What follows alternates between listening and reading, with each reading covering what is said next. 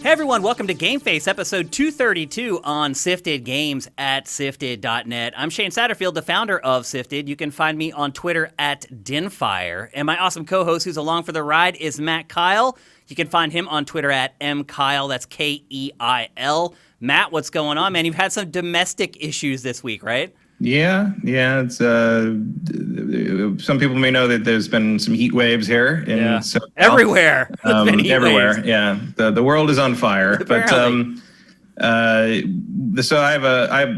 house has two air conditioning compressors. There's one for downstairs, one for upstairs, and one for upstairs has been spotty over the last couple of years, and so it broke again during the 110 degree heat wave. It was still working, but it wasn't cooling. It had a limit. It was like, well, I'll cool it down like 85. It was like that's Luke that's cold. all I'll give you. Yeah. Is that a phrase, Luke cold? Yeah, close. Yeah, I think it might be.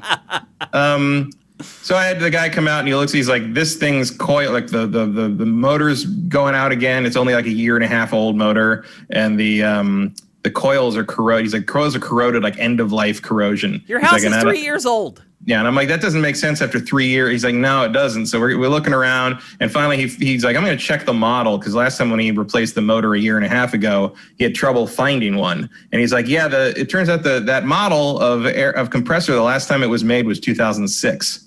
So what was happening is the builder of the house, like he clearly had bought like wholesale, like a bunch of them in bulk, and was just sort of dropping them into houses as he built them. Finished houses, yeah. And the AC guy, his theory is that this one happened to be stored in a bad area of the ware, like got wet, or like it was in a humid place or something, yeah. And it was already corroding when they installed it, and they didn't know. Or they did know. You never know. Yeah, they knew it wasn't going to happen within a year, which is how long the builder warranty is. Yep. So they basically, he was like, well, we can replace the motor and replace the Freon, but we'll have to do that every like year and a half or so, like year to year and a half, or we can put a whole new one in for about twice that amount of money. And that'll give you like a 10-year warranty on parts and a 20-year warranty on everything else. And I was like, well, there's only one economically feasible solution there. So this morning they did the whole, full crane in the driveway, like lifted the old one off, dropped the new one in, like all that. It took like 5 hours. You can see why it was so expensive then. Oh yeah, they had to do tons. They had practically shut the road down.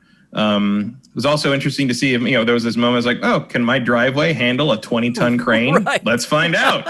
Did they cut corners on that too? Like you don't know, right? No. You don't know until they test it. That's awful. The answer to that is yes. But thank God. It held just fine. Well, I'll tell you what, Matt. I would go on like Google or whatever and find where you can review that contractor and just warn people. You obviously can't recoup any of the money yourself, but you might be able to save somebody else from either getting that particular scam run on them or from just hiring the contractor altogether. Yeah, well, the thing is, like the rest of this house is like incredibly well built. I mean, you can say that. You can say the rest of the house was amazing, but we just don't know where. Who knows where he's getting his AC units from? Might be a separate. Right. That's the one thing I did learn doing all this house shopping was that like, okay, this guy's the builder, but there's 14 other contractors under him that are doing all the other stuff. Yep. And most of the guys for that, have been great. Painting. But I think it probably is noteworthy that I got a list of like all the subcontractors when I bought the house. Like, here's all the guys who installed. The AC people were not on there.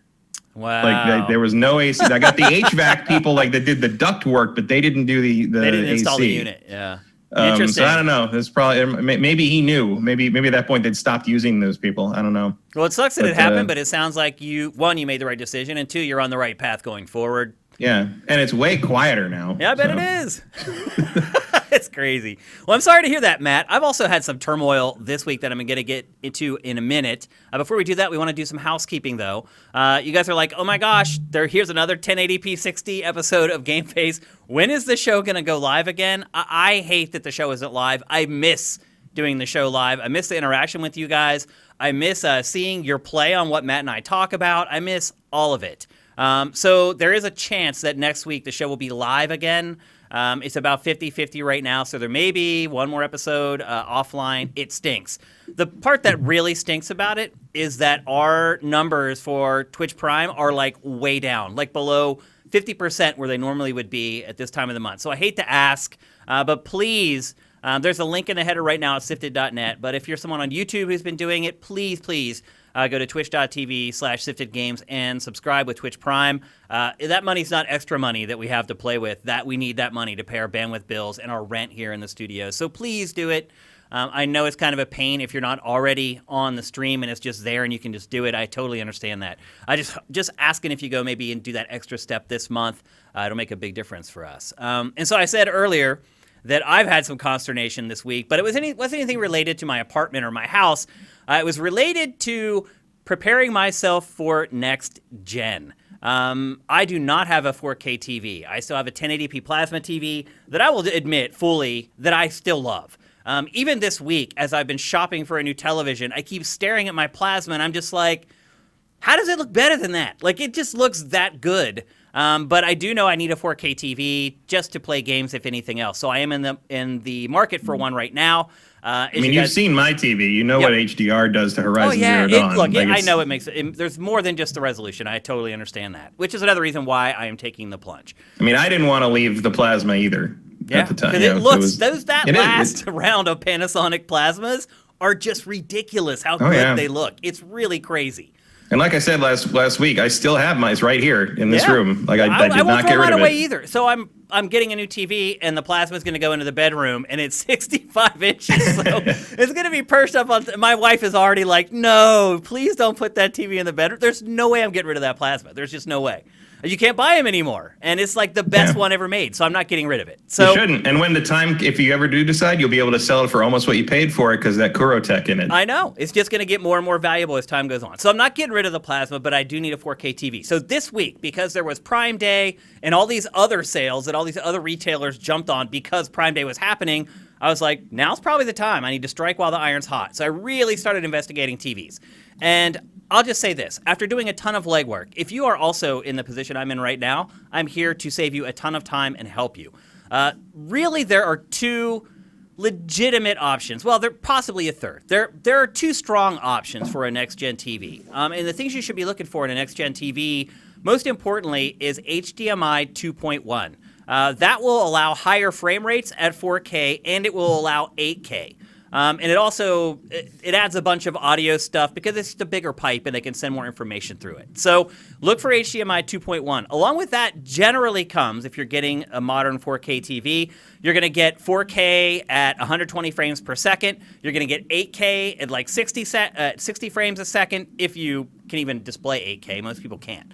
So bottom line is if you want 4K 120, you need HDMI 2.1. Now that also opens up a whole other issue for me because the way my setup is I have everything going into my receiver and then one line out of my receiver into my TV.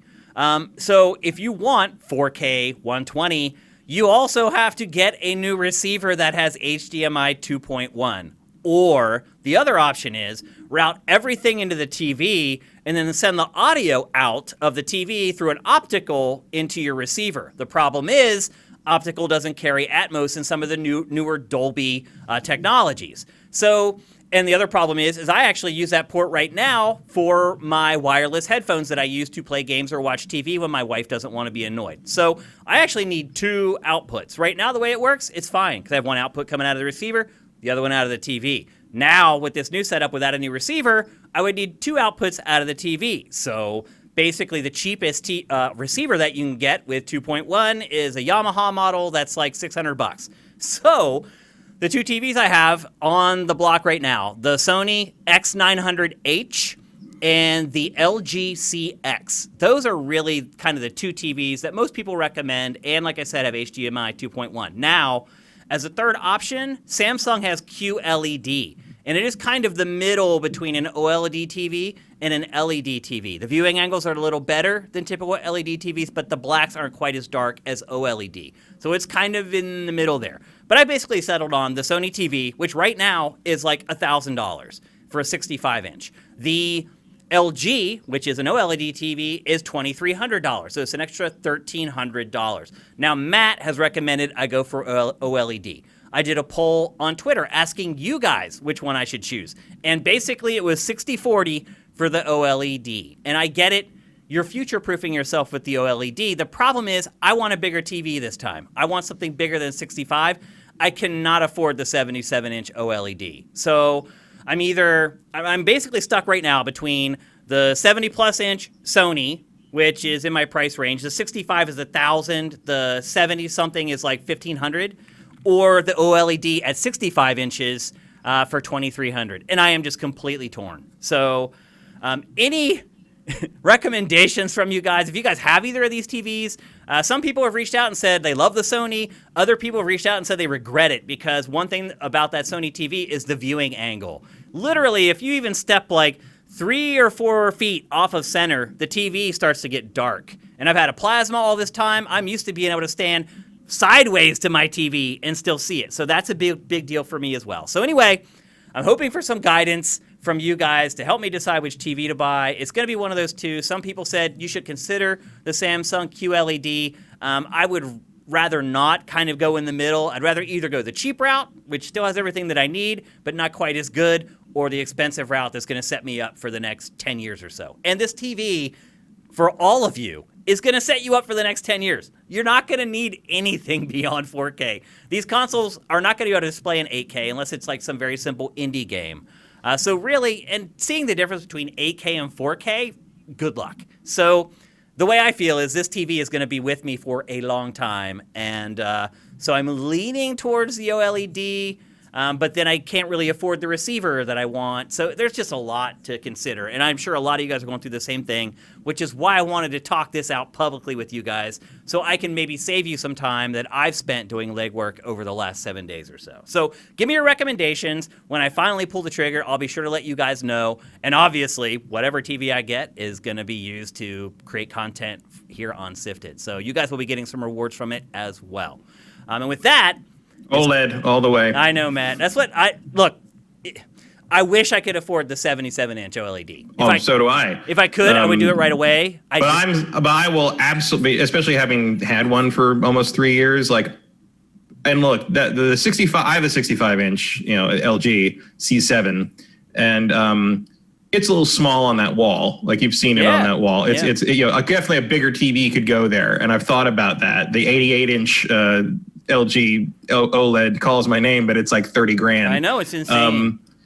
But I have zero problem trading, a little extra size for that level of picture quality. Okay. Like it's just, it doesn't matter. Like it's so good, especially with the HDR quality and the viewing angles. And granted, I'm kind of all over the room with not playing games, but like watching stuff. Well, it's a big room too, so you're all. It's a big room. So I'm over here. I'm in the kitchen. So the fact that I can see it from all different angles is very important. And it's just the vibrancy of the OLED is second to none. I did look at the QLED stuff for a while, like when that was the new hotness from last, late last year. I was like, oh, maybe because they're doing big ones, I could upgrade to a bigger one for that. And no, it's just not on the same. As you say, it's a very mid-space solution.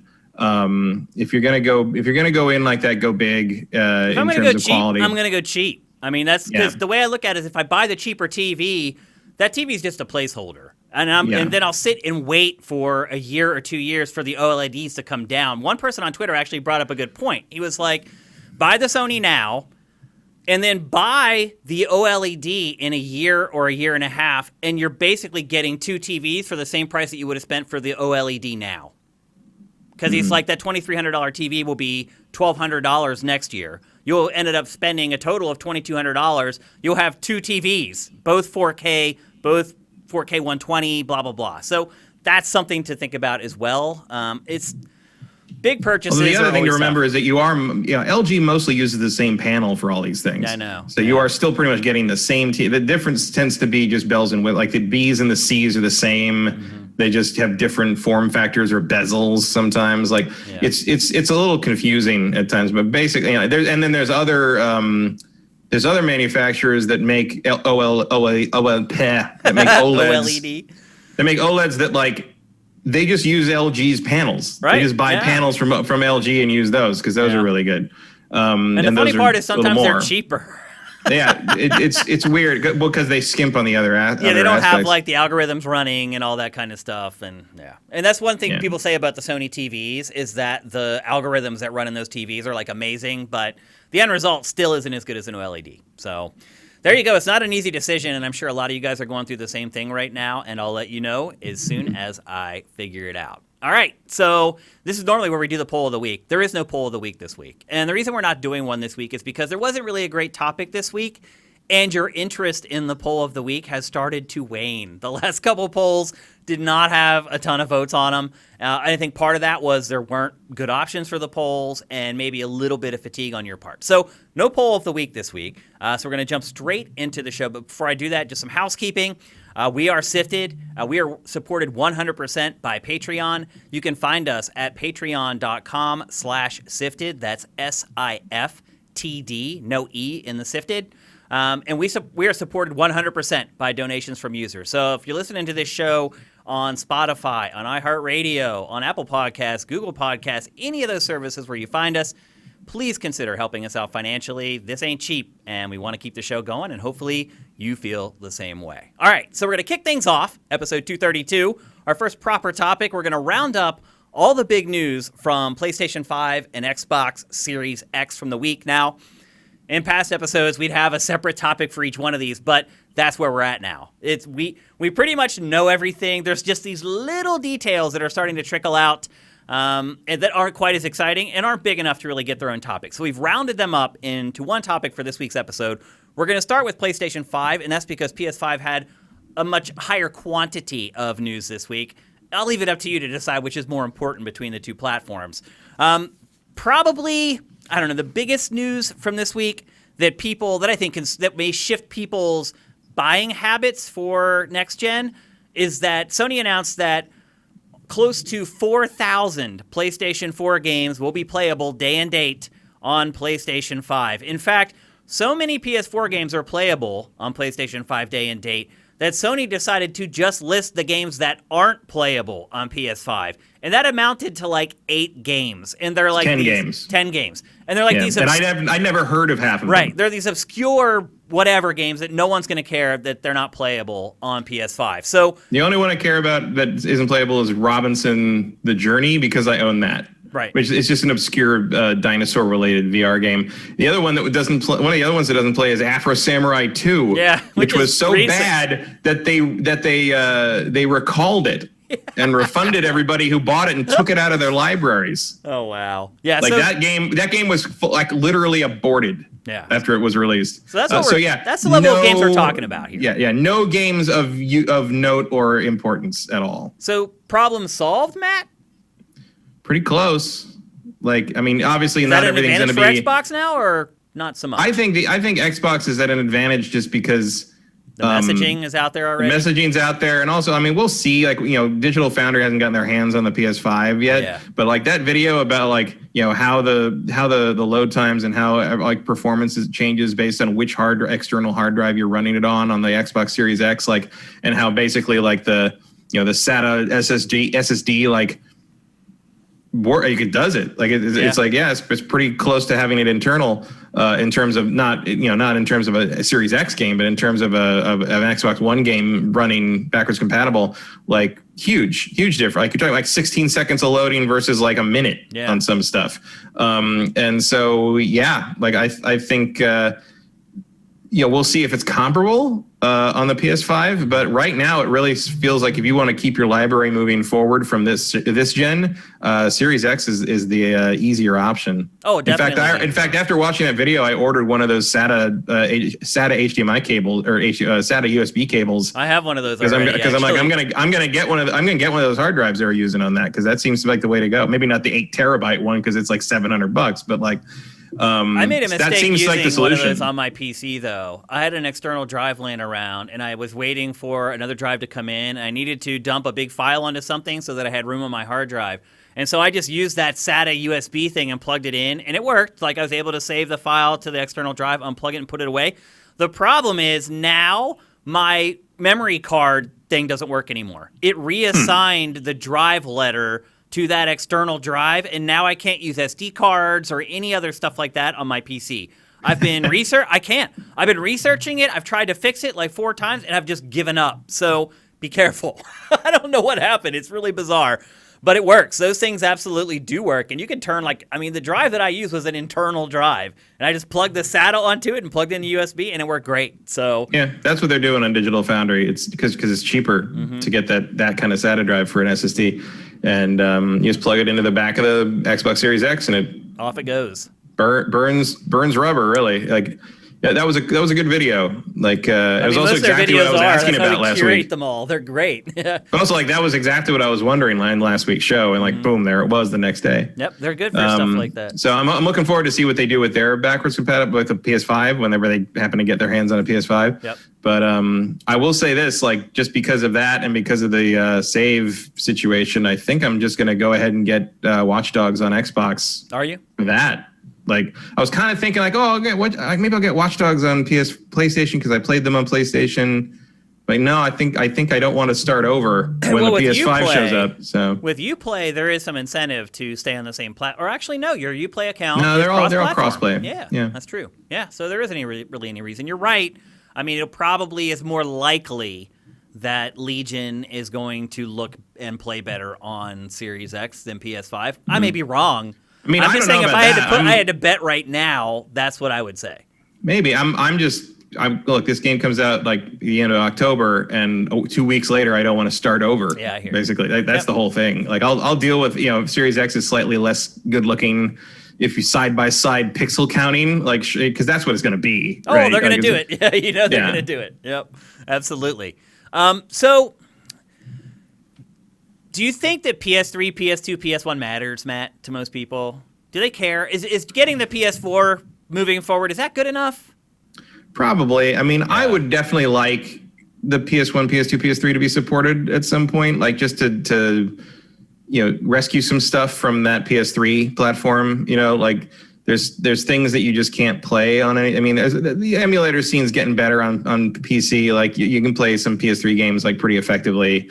But like, it would be nice to kind of carry it all forward and stop having that bottleneck at the PS3, because there are some games that are still trapped on that system. Yep. You've still got Metal Gear Solid 4. You've got the infamous games. You've got Aquanauts Holiday, which I'm the only person who cares about that. But like all the Resistance games are trapped. Resistance there. games, Killzone.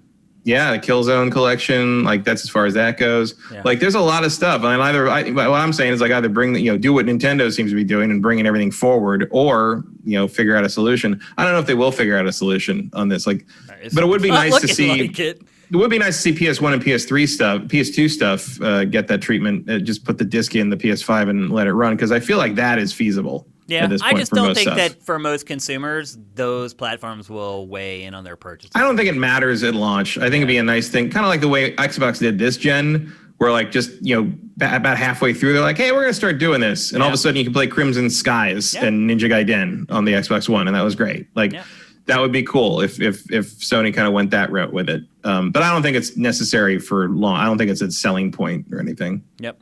So yeah, I think they're pretty much on even keel at that point. I agree, though, the messaging that Microsoft got the messaging out last gen. I mean, like you said, it's been something that Microsoft has concentrated on now for years. And this is something that Sony just seems to be jumping on after a long hiatus after the PS3. So I agree with you. I think most people are just going to assume that is handled better on Xbox, even though it may or may not be. And then next up, so right now, Microsoft is doing a promotion with Taco Bell, and it has done a promotion with Taco Bell for, I think, every single Xbox console that's launched. Even the first one, I think, there was a Taco Bell. Yeah, that goes way back. Yeah. And so PlayStation doesn't want to be left out, and so it has partnered up with Burger King. And and all we got out of the partnership with Taco Bell and Xbox is free Xboxes. They have a contest where, like, if you buy a drink, you rip the tab off the side and you can win an Xbox. Sony took a different approach with Burger King and gave Burger King something pretty valuable, which is the boot up sound for the PlayStation 5 was first sort of revealed in a Burger King TV commercial. It shows the king looking in a bag of food, and he opens the bag, and it makes the sound. He shuts the bag. He opens it. It makes the sound again. Do you think that was wasted, Matt? Do you think they could have got more play out of that than they got through Burger? Or maybe not, because we're talking about it right now. No, I mean, I think Sony's the driver on that. Burger King is trash. Oh, I'm not blaming Burger King. I'm saying that was Sony's decision. They're like, we're going to give you this. Yeah. But I think Burger King gets the better deal. Yeah, for sure. That's a big deal. Because all of a sudden you have people paying attention to Burger King, which doesn't happen every day. Yeah. And it's an interesting shift in that, the Burger King those Burger King mini games are on 360. That's right. Yeah, that's true. I forgot about that. How the tables have turned. Well, maybe Xbox is like, that didn't work out so well. So. Maybe we get a next-gen Sneak King out of this one. Comes pre-installed. But, I don't know. It got me to watch a Burger King I know, video. me too. I know. I would have never watched it otherwise. So, mission accomplished, I guess. Do you like the sound, the boot up sound? Yeah, it sounds cool. Yeah, I like it too. I mean, all this stuff is just sort of window dressing to me. It's that's like where we're at now, though. This is the type of stuff that's but it's left. just sort of silly. It's like all that, and it's like all the arguing over whether it looks good or what this is. It's like, is anyone not going to play Demon's Souls because they think the PS5's ugly looking? No. I've never not bought a system because it's gross looking. You get over it, or you just put a cloth over it or something. And I've never not bought a system. So no, that's just the way it is. Even no matter how ugly it was, no one didn't buy the Virtual Boy because of how it looked, because it wasn't a good system. Yep. So it's all it's like all the arguing over Dreamcast was a good name, Wii was it a good name? It doesn't matter. You're gonna buy it. You're gonna play it. So 6 months in, you won't even think twice about it. That's just half the time my audio connection to the surround sound doesn't even kick in through the receiver before the startup sound is over, so right. It doesn't even matter. Yeah. Or it scares the living crap out of you because you forgot that you had the TV turned up loud and your sub kicks in. It's like, oh, wow. You're like, holy crap. Wow. Yeah, exactly. Yeah. Let's see what else. There was a couple other tidbits for PS5. There was a study published this week by a market research firm called VGM. And what they did was they polled, and this is the important part, they only polled 511 what they considered hardcore gamers about their pre-order experience. And a couple interesting numbers came out of that. Now, again, keep in mind, just 511 respondents, that's important. But what it discovered was that, and I'll make sure I read these correctly, 72% of all pre-orders were for PlayStation 5. The other interesting thing that they found was that of the people they talked to, almost 30% of those people said that they tried to order a console and failed, were unable to do it. Any remarks on those two factoids? Well, I think the percentage of PS5 is pretty in line with what we expected. I expected clearly 2 to 1. Yeah, I think that'll work out about, once I think it's a small sample size, so it wouldn't surprise me if it extrapolated out to that. If you got, you did 2,000 people. Yeah. I bet it would be closer. And here's the other thing, you don't need, as I've said this before on the show, you don't need as many people as you think to have an accurate poll. Yeah. If you get to 5,000, it's set in stone. It is not changing. So 500 sounds really bad, but it's probably not as bad as you think. It's not too bad. It's you'd prefer to have more like 800. Yeah, I mean for a floor of it. But I guess what I'm saying is that there is some truth in the numbers here. Yeah, and the 30% two things. First off, not great, but second, it's another lesson in if you just looked at the internet, you would think that the pre-ordering situation was the biggest disaster of retail in the last 10 years. But in truth, it's a small number of people who are very mad about something. Yeah. And you can never, ever forget that something is being loud on the internet doesn't mean that it's actually a real the majority case in the real world. Yeah. It doesn't translate. We have learned that many, many times over for sure. But sort of coinciding with that, this week, Waypoint, which is Vice's gaming imprint, published a story where they went and they talked to scalpers. And what the scalpers said is, we've been honing our craft on streetwear and sneaker sales for years. And these console sales, he's like, the sneaker, Supreme, Stussy, all those kind of high-end streetwear brands, they're used to this crap. So they've put up waiting queues on their websites. They have managed it already. The hackers can, or the people can still get more stuff than they're supposed to, but they have found kind of ways to at least limit it. But those those same scalpers, when they started talking about like going to GameStop or Best Buy or Amazon, they were like, psh, we can just annihilate those websites. We've been doing it for years, but we don't only do it for console launches or big electronics like this. So these people have been doing this for a long time. They just come and visit us for like a few days every 5 or 7 years and then rain on our parade, basically, which is just great. So you're right, Matt, 30% of people who wanted to pre-order consoles not being able to get them, there's a fine line there. You want a certain number of people who want them to not be able to get them because you want them out there saying, damn, I want this thing so bad and I can't get it. But then there's a line that you cross where you're cutting off your nose to spite your face because there's people who want to buy your product who can't buy your product. So it's kind of a double-edged sword, particularly when you're talking about like launch and getting like people hyped for buying new products and things like that. Now, did they talk to the scalpers about whether their stuff is selling yet? They didn't.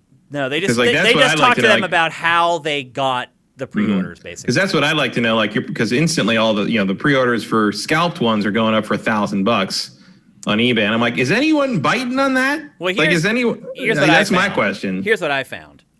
If you go on eBay and you look, you're right. A lot of them are asking $1,000 for a PS5.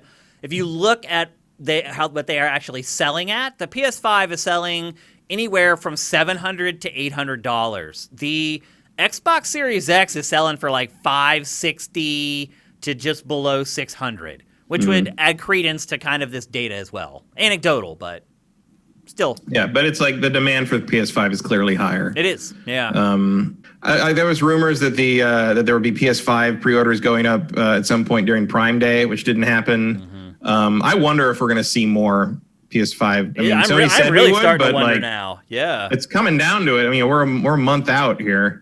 I don't know. We're running out of time. Absolutely. Although I will, to the people who are worried about the emails about like, oh, you're not going to get your thing on time, sort of thing. Here's something to ease your mind. Maybe I pre-ordered the Paranoia Agent Steelbook from Best Buy a while ago, and there was a lot of uncertainty about when that was supposed to come out, like this week, and there was a lot of uncertainty about what was it. And then I got an email on Monday that was like, we don't know when we're actually going to get this to you. Like we don't know if it goes past like December, we'll cancel the order and refund your money. And I'm like, okay. And then yesterday they're like, okay, it's actually shipping. It will be delivered between October 20th and November 3rd.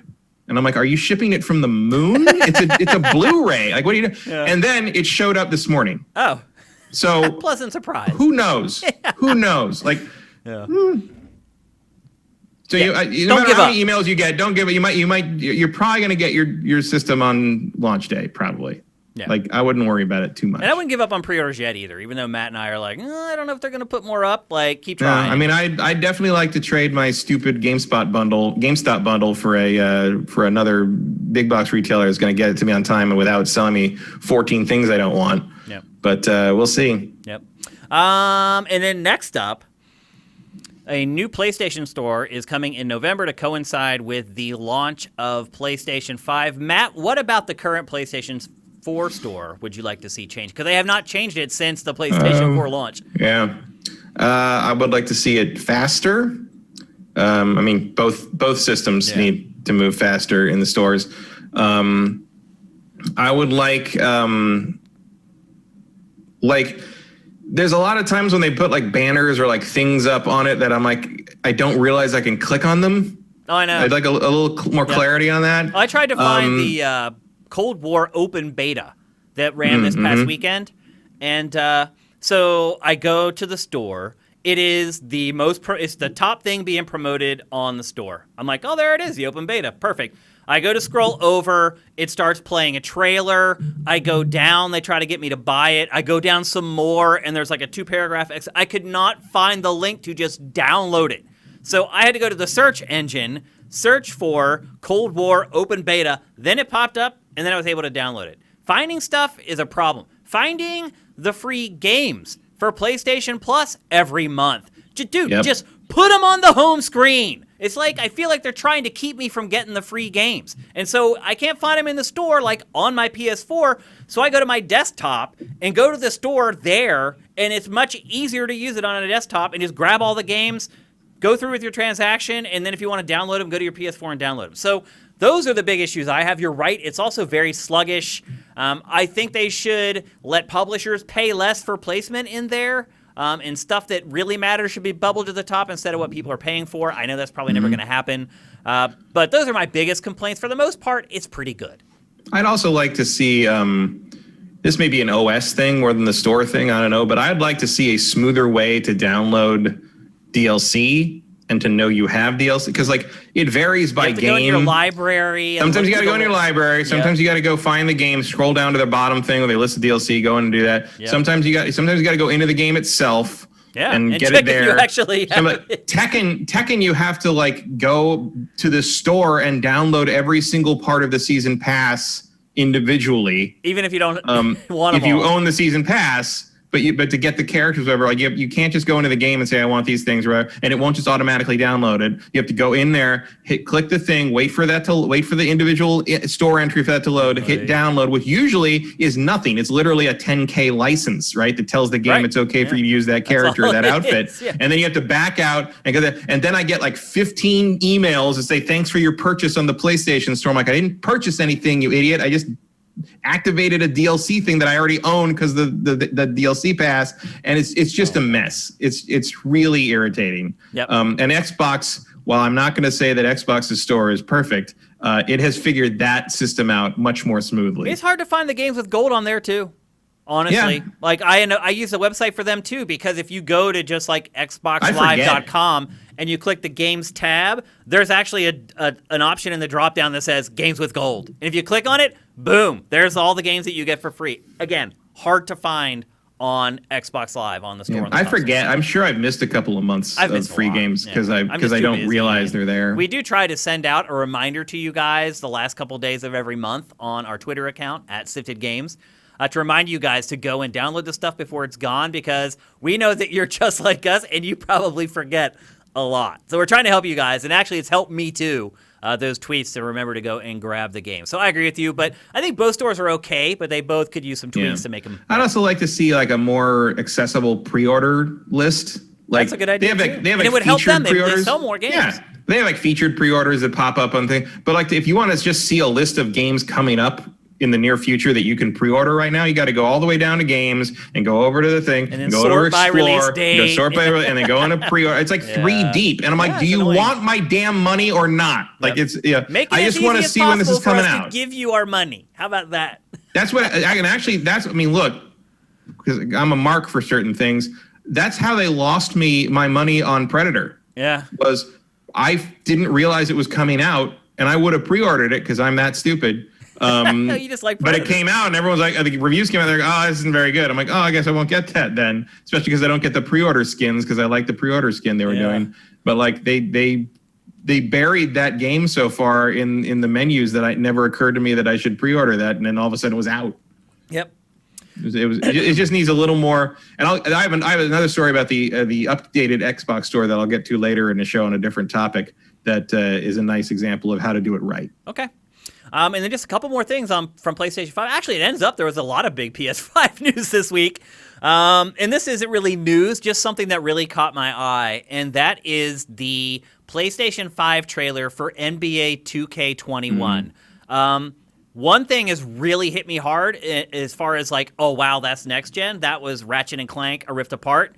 The second thing that hit me that way is this trailer for NBA 2K21. Holy wow. This is absurd. Whoa. This trailer. Oh my gosh! Like I sent this to pretty much everyone I know who was willing to hold a controller, even people who like don't know the names of basic sports teams, and every single person was like, I can't believe that's what that looks like. Everyone's like people that have never seen basketball games were like, maybe I'll play that. Like that's how good it looks. That good. What struck me the most was the crowd, for one. The crowd is crazy. The crowd looks amazing, but also like the pregame stuff, like all the stuff going on the floor. There's like cheerleaders over here.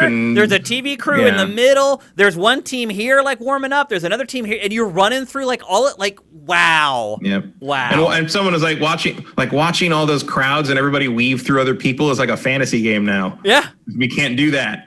It's crazy. Yeah, exactly. Like, it's really weird watching that stuff now because that's not the way sports are right now. And but it's just amazing to see, like, like I remember when like the big holy grail for basketball games was getting the shorts and the shirts to move independent of the body. And now it's just like, is that really Steph Curry? I'm not sure. Like, there's and a even couple up shots close in there. now, it's hard to tell. Like, the NBA 2Ks look really good for a long time. And while the games are going on, even on PS4, like, if you're standing like 10 feet away from the TV, you can be fooled at first. Yeah. And I love that there's a couple shots in this trailer that do have sort of a quick animation jump or glitch where it's like, it's not perfect. Yeah. But because of that, you're like, oh, that's real. It's a video game. Like, that's really real time. Yeah, man. If you haven't watched it yet, go check it out. We have it curated on Sifted, or you're watching it right now, watching the show. Literally, like, the second most impressive next-gen thing I've seen so far. Yeah, and let me be, I mean, I don't care about basketball. Someone had to tell me why the fireworks were going off the other night because the Lakers won. Right. I don't pay attention. I don't care. It's not a sport I have any interest in. But I watched that trailer and I was like, holy, I'm thinking about it. Like, real. Like, I don't know. I don't even know why. Like, I'd probably play it once and be like, that's really impressive. Click, never touch it again. Yeah. But like, that trailer is amazing. It's worth watching, and you're seeing it right now. If you want to watch it in 4K, you can go to Sifted, or you can head over to NBA 2K's YouTube channel. Like, you're waiting for it to switch from like cutscene to gameplay, and it never did. It doesn't. It's just what it looks like. It's really amazing. And it's just sort of like, hey, Madden. Yeah. Where are you? Yeah, exactly. Where are you? Oh, man, it's a joke compared to what we're seeing from him. Yeah. But it's not fair either. Smaller arenas, less players, blah, blah, blah. Somewhat, but at the same time, Madden. Yeah. I hear you, man. You? I hear you, dude. I totally hear you. At the very least, wouldn't you love to see what 2K would do with football again? Everybody would, Matt. Like, everybody would. It's again, that's why competition is always good. When you have no one to push you, you're never going to get better. There's competition for NBA 2K, though. Yeah. Everyone else gave up. Well, keep going. EA kind of gave up. I mean, they haven't released a game in like 3 years. They keep talking about it, and they just never release it. They keep canceling it. So we'll see. I mean, I don't blame them watching that stuff from 2K. It's just like, if you're like, oh, we can make an NBA, we can make a basketball. Why bother? Maybe not. It would be. It's dumb. I mean, I hate to say it, but it would be dumb for EA to release NBA Live. It's just going to get destroyed.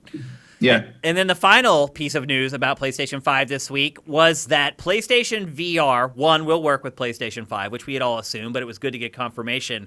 The other part of it is that you are going to need a special adapter for PlayStation VR to play it on PlayStation 5. And all Sony has said about it so far... Yeah, we knew that. We definitely knew that. I didn't know that till this week. In the original reveal thing, there was a thing where they said that you'll need an adapter and we'll talk to you. We'll tell you how to get that later. Oh, I missed that. Because I heard it this week. It was the first time I had heard it. I missed it somehow. I definitely knew that because like I remember thinking like I'm going to stop playing Iron Man VR until the PS5 because maybe then it'll load less than a minute and a half. Oh yeah, because that game does have terrible load times. And then I was like, well, but I'm gonna have to wait until they I get that adapter because I'm not, because obviously it's gonna be a while before PSVR 2 is out. Well, they brought it up again this week, and what I was leading into was that they didn't tell you how to get the adapter. They still said the same thing. We'll let you know at a later date. So yeah. It sounds like it's going to be this convoluted thing where you have to send like a self-addressed stamped envelope into PlayStation. Yeah, I'm not sure. I mean, you'll probably have to like sign up for something and input your PlayStation ID, and they'll kind of confirm that you've got VR games played on your tag or something. You can that might send be in it. 3 Captain Crunch UPC symbols, and they'll send you the adapter. Yeah, but I'm just hoping that whatever it is like kind of a new pass-through box of some kind. Yeah. That allows you to do HDR. Yeah, because I have the first gen PSVR box that doesn't do that. Yep. So that's the big problem. Is like if I have to unplug it and replug it if I want to play VR. And granted, that doesn't happen that often.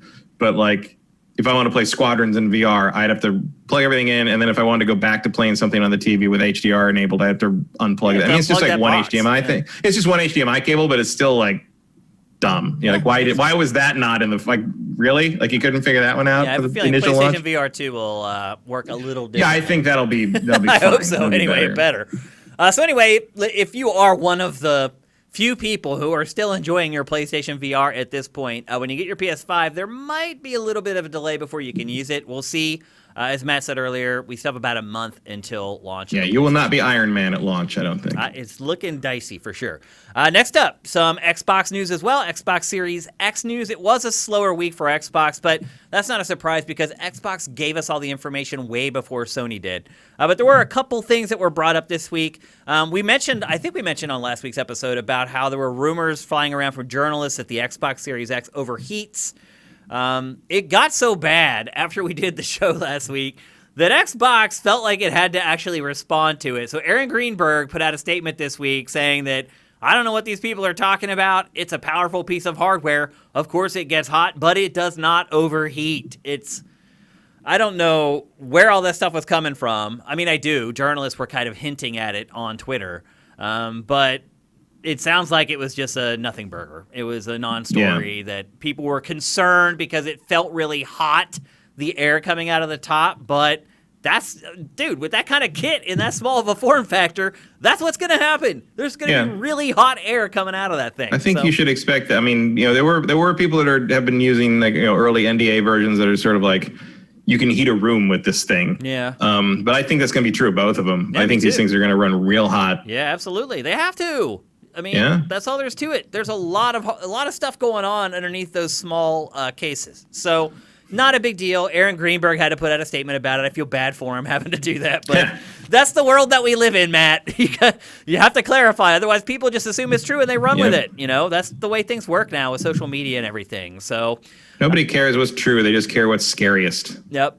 Especially when it comes to new hardware purchases. Yeah, and then one of the coolest things I think from this entire week was people starting to run wild with xCloud, like really trying to push it to see what they can do with it and see all the different devices that xCloud will work on. And the kicker was yesterday when someone published a video on YouTube of them playing Doom Eternal on their refrigerator.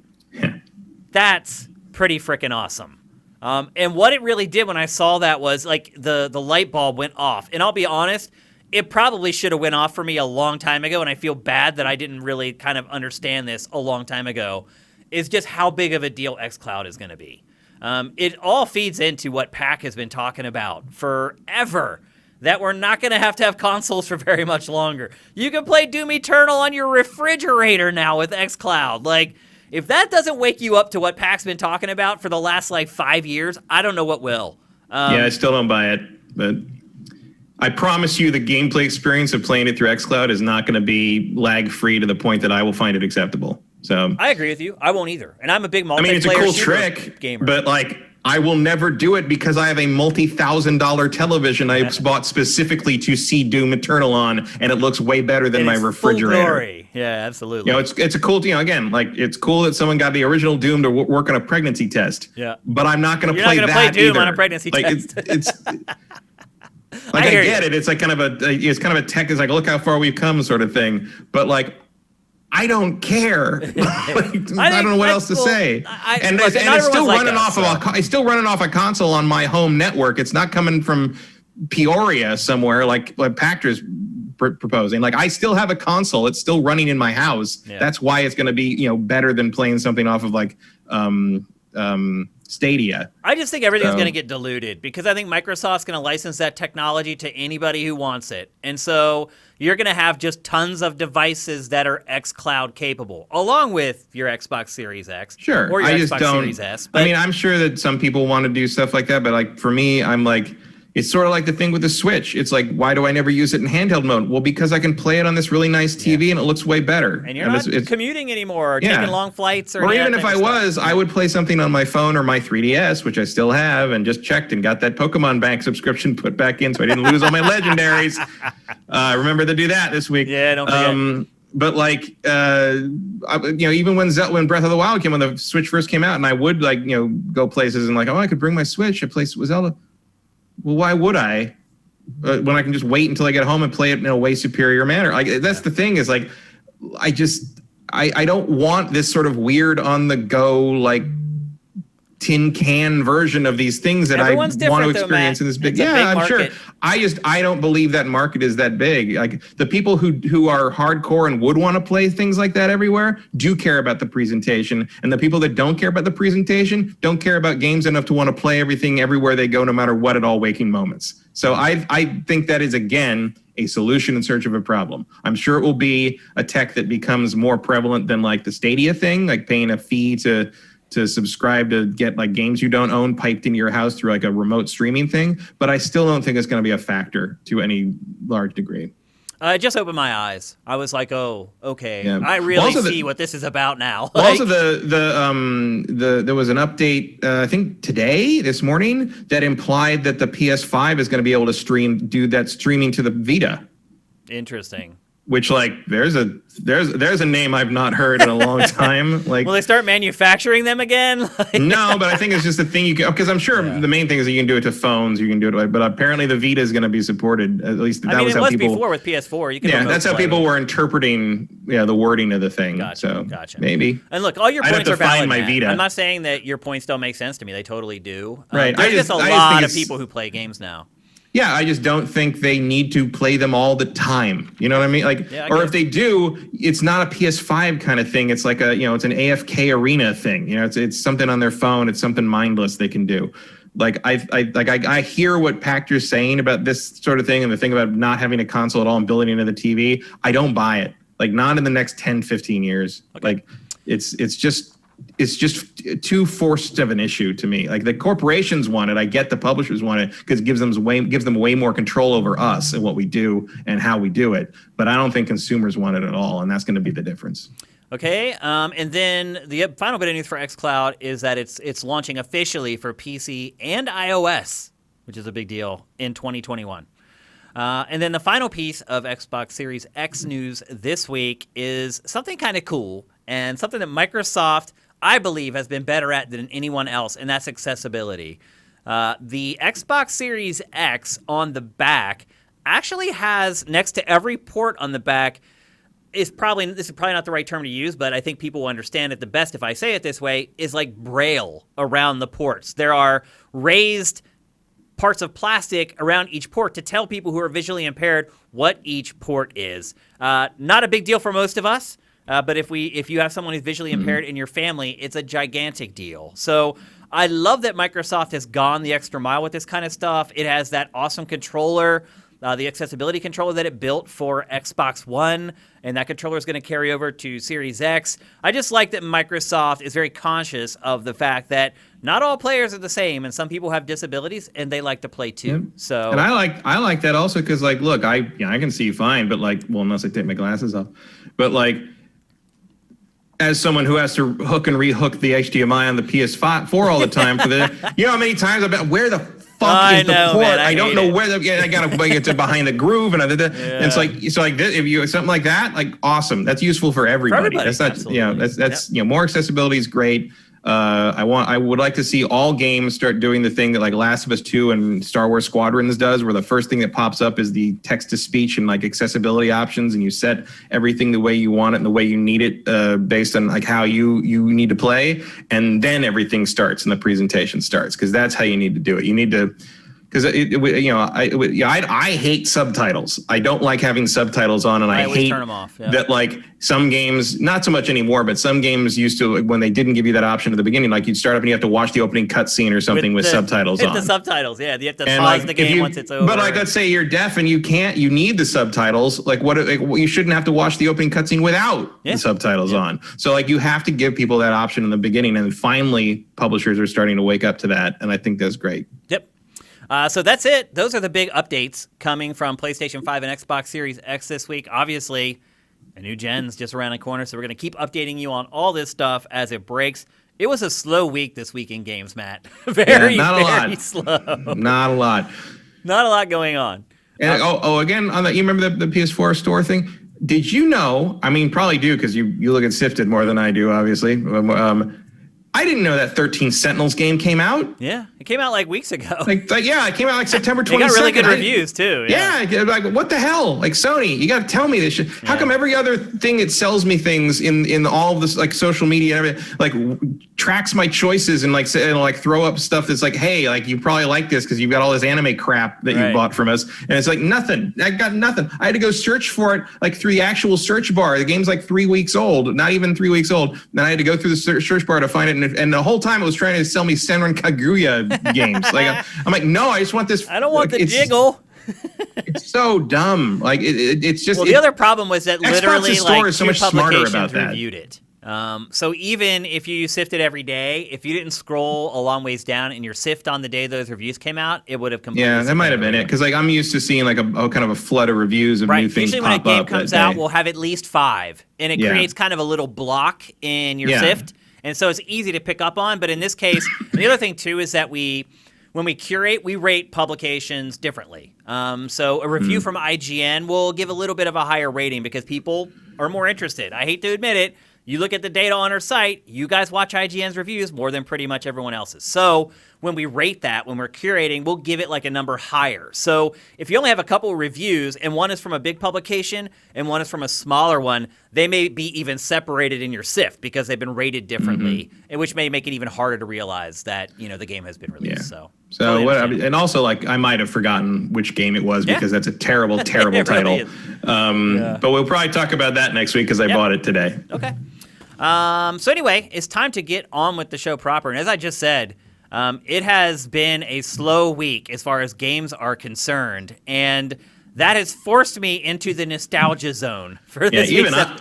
But man, even I didn't play this. Like this is the bottom of the barrel here. So let me tell you a story. When I was a young kid, and I went to school, I lived out in the boonies. My bus ride was an hour each way to get to school and back. That's how far away I was from my school. And because a lot of people in my school lived like that, there were like shifts of buses that would take kids home after school. So after school, we would all congregate in the library, which was in the center of our school. We'd hang out there. They'd have TVs on as everybody waited for their buses to show up so that everybody went home. And the way it worked was when that period started, G.I. Joe was on. And then once that finished, Transformers started. Now, I don't know if it was like that where you live, Matt, but that's the way it was for us where I lived. G.I. Joe went on, and then right after Transformers came on. I can't remember which was first. I think G.I. Joe was first, but it was the same deal. Like I think ours, where I lived, the syndicate, like we had Channel 44. It was on Channel 44 in San Francisco, and I believe they were on at 3 and 3:30, but I can't remember what order they were in. Yep. So that's the way it was for me. So basically, what would happen was I get there when G.I. Joe was on, and that was the time that we all talked. Because we've been in school all day and we're friends and we all live like so far apart from each other that we don't see each other very much. So the first half hour we just catch up and be like, oh, basketball practice, blah, blah, blah, this stuff that students talk about. And then you run out of stuff to talk about. Then I would watch Transformers. So I was way more into Transformers than I was G.I. Joe. But at the same time, G.I. Joe definitely has a place in my heart. And when I saw this come through my inbox and they were like, new G.I. Joe game coming, I was like, I'm going to check it out. And knowing that there wasn't a lot of big releases this week, I did. And I will say this. The first thing I will say is that I do not regret it too much, Matt. This game, G.I. Joe Operation Blackout, is not a terrible game. That's surprising considering who made it. I know. I was as shocked as you are. Now, it's not good either, Matt. Right. All I said was it's not terrible. Terrible is a step up for G.I. Joe games. It probably is. The last one I think was like probably 360. Yeah. Like I definitely did a review of like I think it was based on the second movie or one of the movies from like back at G4. It was like a top down kind of almost a Ikari Warriors thing. Why is this IP so dead? A lot of people ask that question because Transformers has kind of persisted the whole time. G.I. Joe has tried to be reinvented at least 3 or 4 separate times. They've tried to bring back the classic stuff. It doesn't work. Part of it, the problem, I think, is that we are no longer in kind of the jingoistic Cold War era where we can sort of do the real American hero thing and everybody buys it as sort of a believable thing. I think we're also in a post 9/11 world where fighting a bunch of terrorists doesn't seem all that much fun anymore. Yeah, that's a good point, actually. It's just hard to invent like a kind of a paramilitary task force into something that is like something that feels like a fun adventure, you know? Now currently, I don't know if you've seen that like Star Wars, the big Star Wars action figure success has been the last few years has been the Black Series, which is a 6-inch, larger than the old figures, super articulation. I bought some for my nieces and nephews. So Hasbro earlier this year started putting out G.I. Joe figures like that, which is what I've been saying they need to do forever. I'm like, yeah, take the Black series and make G.I. Joe out of it. So they finally started doing that earlier this year with like the classic characters and their classic outfits, everything, and it's selling like crazy. Oh. Like they can't keep the Snake Eyes and the Destros and all these guys in stock. They disappear in seconds, just like the Transformers, just like Star Wars. So they might have finally found the G.I. Joe niche for the modern collector, but it has been a struggle. G.I. Joe has come real close to disappearing forever several times in the last 15 years. Well, see, I grew up with it. So when I was a kid, I always liked it. Obviously, I'm a Transformers guy, but like G.I. Joe was right there. Like I didn't have many of the toys, but I enjoyed the show. See, I had all the toys, and the G.I. Joe toys back in the 70s were trailblazers. You got to realize, toys back then, if they were articulated at all, they were like the best action figures on the market. And the G.I. Joe dolls, they were huge. They were like 12 inches Barbie tall. sized. He had real hair, which was really creepy. Yep. It was like almost like a Brillo pad thing on his head.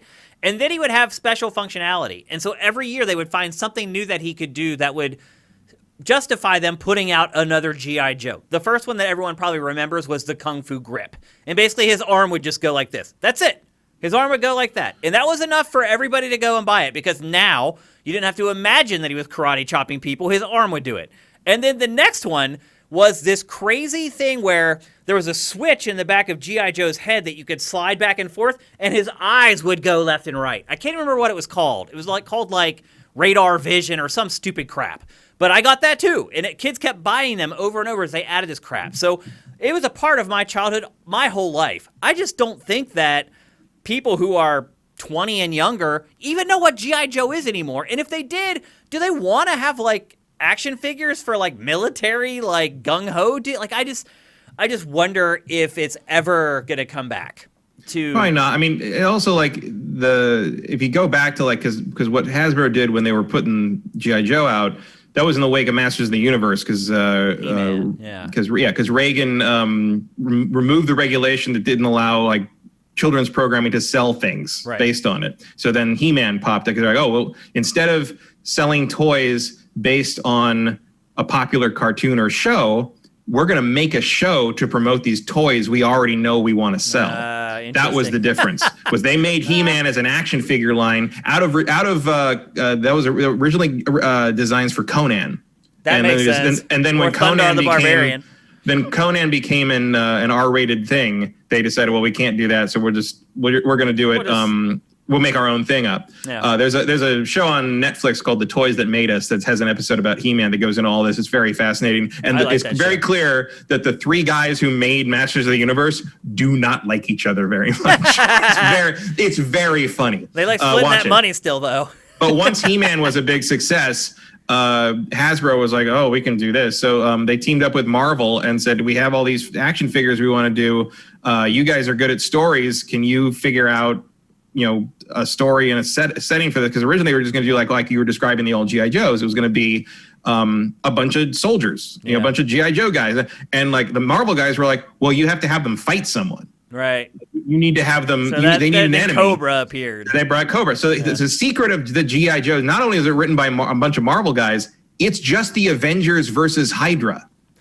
Because Cobra is literally Hydra. I can see that. I mean, yeah, you're right. It's just literally another reptile. Yeah. And they even called it, if you remember, you remember those old packages. It was called Cobra the Enemy. Yeah, that's right. That's why, because they needed an enemy. And so, and they had to explain that it was the enemy. And they made it all the size of the Star Wars figures, because that was the new hotness, and of course that was part of it, because Star Wars had the evil empire. You didn't sell bad guys back in the 70s. So, Star Wars kind of started that size. And selling, the small size vehicles, because there were big vehicles. I had one of those those G.I. Joe guys. He was called Big Jim.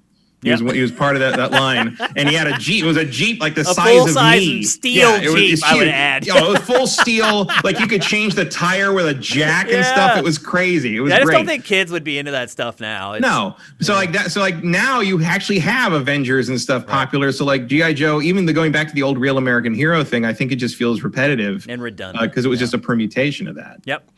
So anyway, I just wanted to explain to you why I played this game. I have an affinity for G.I. Joe that has been inside me since I was in like elementary school and middle school. And this is the first game for G.I. Joe in a long time. I wanted to give it a spin. So I did.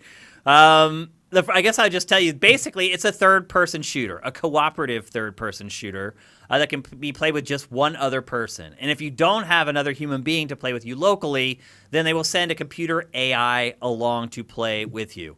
There are also multiplayer modes in this game. They're 2 versus 2, and they're local only. It took me a good 10 minutes to figure out why the matchmaking wasn't working. I'm sitting there, and I'm like, okay, I've selected Cobra, and I'm waiting for all the things to fill in, and I started like doing something at the computer. I spun back around, and I was like, nobody's playing. The matchmaking list is not broken. There's just no one playing because the game just came out today and nobody has it or whatever. Went back to working. Came back. It disconnected my controller. And then I started, there is no online. It's all local multiplayer. Wow. So, and there's no online co-op either. It's only local co-op. So to your point, Matt, about who made it, yeah. I mean, there are definitely signs that this was not a big budget AAA release for sure.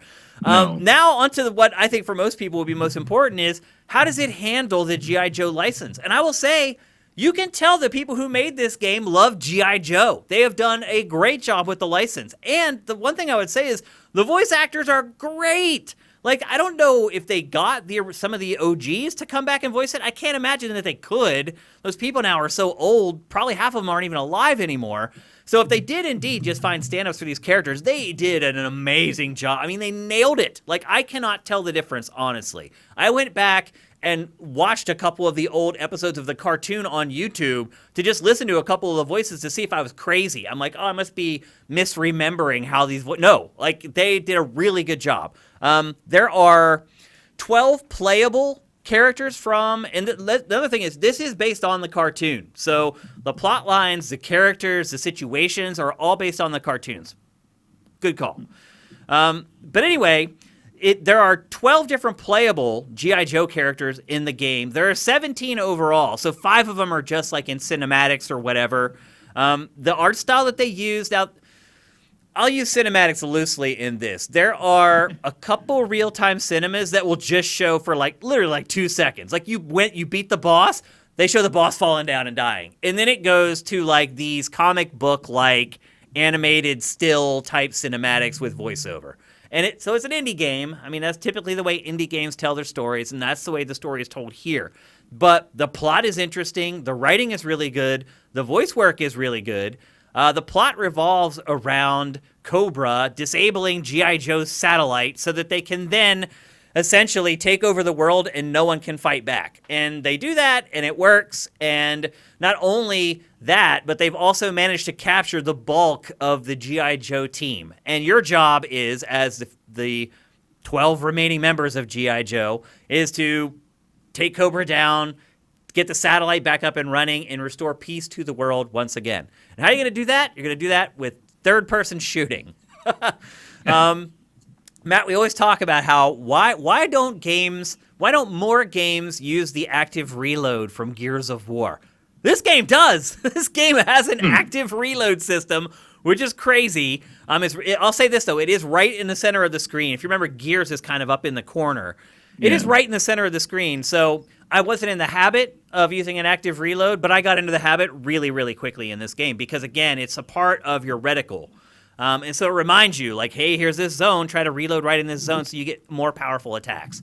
There are a lot of weapons in this game, but most of them really aren't traditional. You do get, like, there's grenade launchers and there's a typical assault rifle, but there's really some crazy weapons in this. Like, one of the G.I. Joe guys has, like, this crazy, like, electric gun that shoots, like, an arc, and you can tap it, and it'll, like, stun an enemy. But if you hold it in, it'll slowly, like, zap them until they die.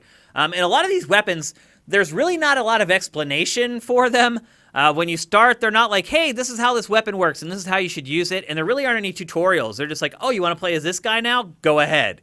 And every character in this does typically have a unique weapon, which is something that I think is really cool, but it can also be pretty frustrating trying to learn how to use each one because some of them, there's no instructions on how to use them, and getting the most out of them takes a lot of trial and error to figure out.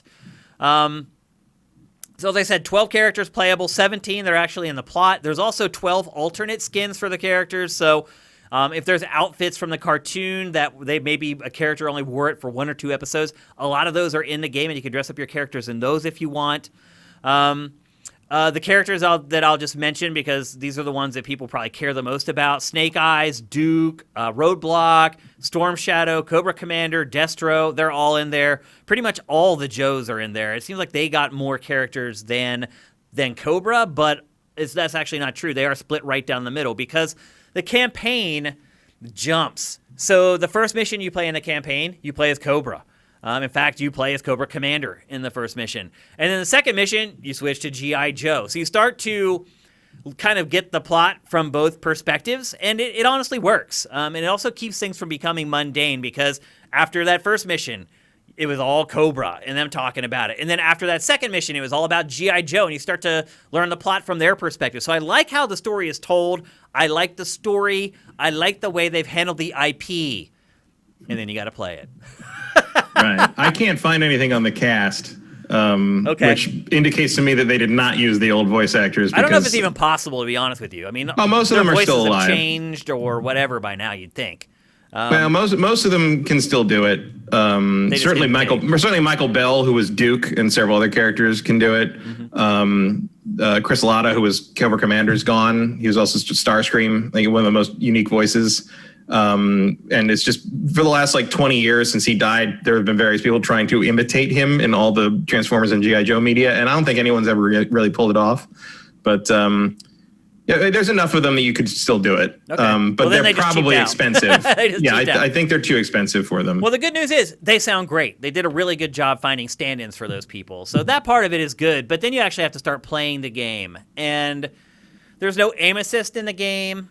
The aiming is really jerky. It's really hard to draw a bead. Now, a lot of games that don't have aim assist, one thing that they do to cheat a little bit is that they make the character move at the same speed. That way, once you get the bead on an enemy, if you strafe along with them, generally your reticle will stay on them and you can keep shooting them.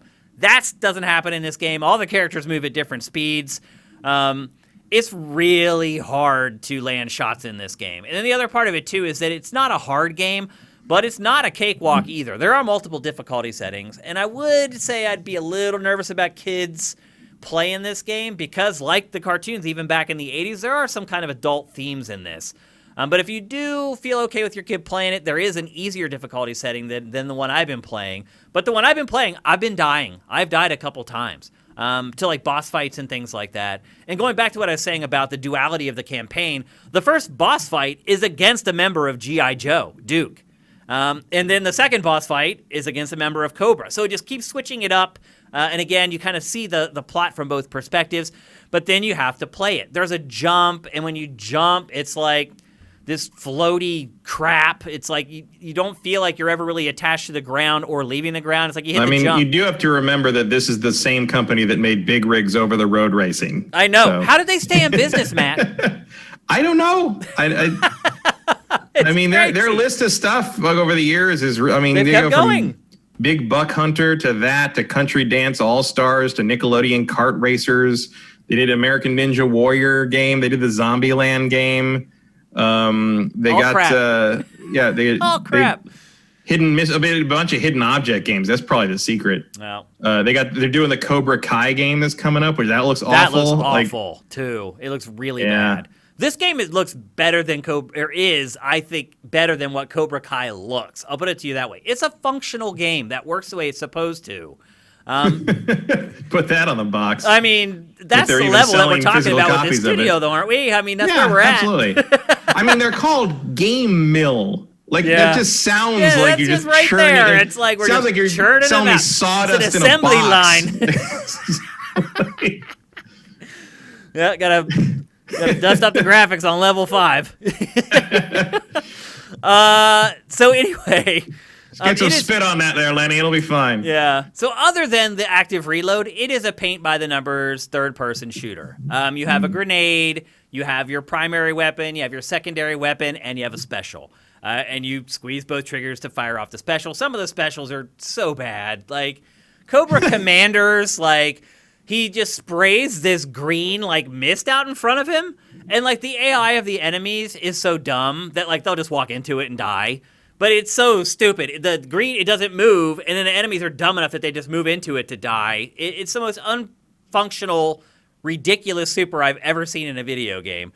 And then some of them are just like, now I'm healed. And then some are pretty cool, like the first Joe character has like this crazy like lightning strike thing that happens. But each character has one. Whereas in a lot of games, they'll have two that you can use anytime you want, or there's two that you can toggle between, or you can choose multiple. There's just one for each character. But again, there are 12 playable characters, so that's a good bit of stuff to have to create.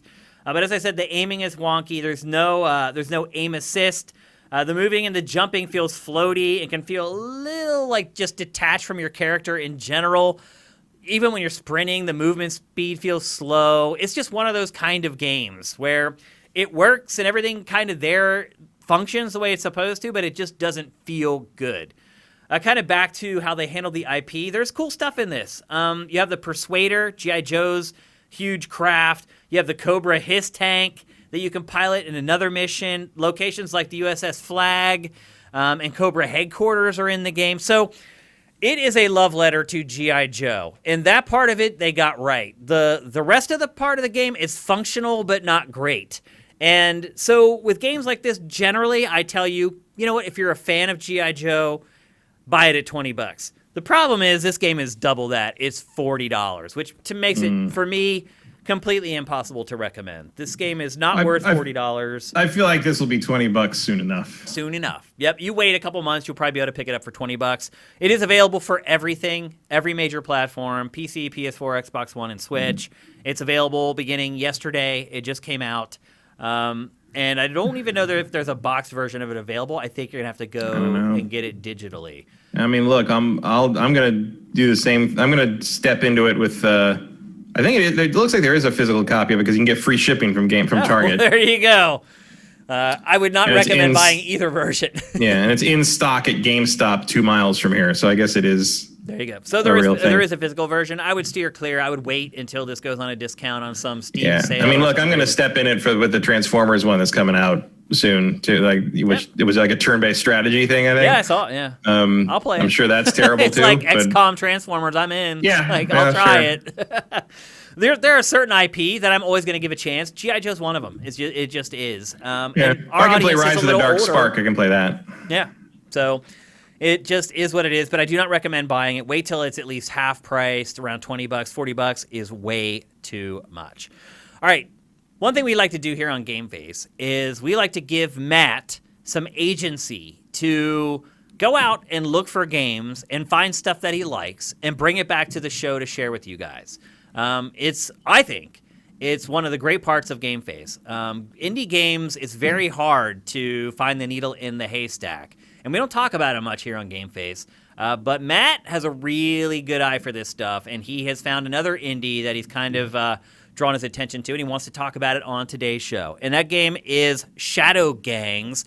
It's a game that came out back in April on PC and has just kind of flown under the radar. It came out yesterday on Xbox, which is how I found it. Okay, so it came out for PC back in April. Yeah. A few months later for Xbox. And just by checking it out very quickly, it looks like Ninja Gaiden-ish. No. What is it? So this is actually where I want to get into, like what I said about the store thing before. Okay. So this was I was looking at the pre-order section on Xbox, trying to see if anything was coming up that I was interested in.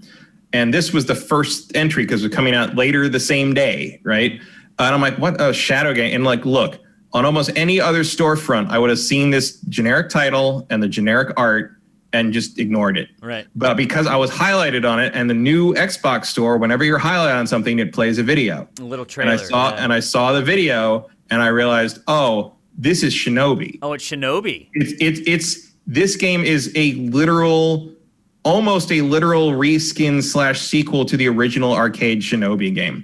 This game is more like the original arcade Shinobi game than the sequels to Shinobi. Really? It's mind-boggling. How did they get away with it? because no one cares. I guess, yeah. They're like, it's going to sell 10,000 copies. 40-year-old game, no one knows. So like, and it's like kind of it seems to be sort of an homage to those old weird arcade games of the time, those action ninja-based arcade games of the time that were sort of in the same vein as like what Van Damme is making at the time, or like Ninja 3: The Domination or whatever shit. In that it's really weird and bad and campy, and you're like, is that intentionally misspelled? I really don't know. And so you load it up and it like does the scroll of like what the situation is. So the premise is that like computers and robots take over society and rule our lives. So the only people that can stand up to the robots are ninjas. Makes perfect sense, Matt. But then the ninjas lose and the robots fully take over. So the ninjas have to go underground. And then the ninjas start to kind of like rise as street gangs. But then the robot overlord says, no, capture all the ninjas. So the robots capture all the ninjas. Except one. And except you are the last ninja, who is oddly a white guy who looks like a street punk from 1985. So you have to go through and fight all these like cyborg guys and save all your ninja friends. And eventually you have to fight the leader of the country of the robots. So basically, instead of the president being kidnapped by ninjas were kidnapped by the president.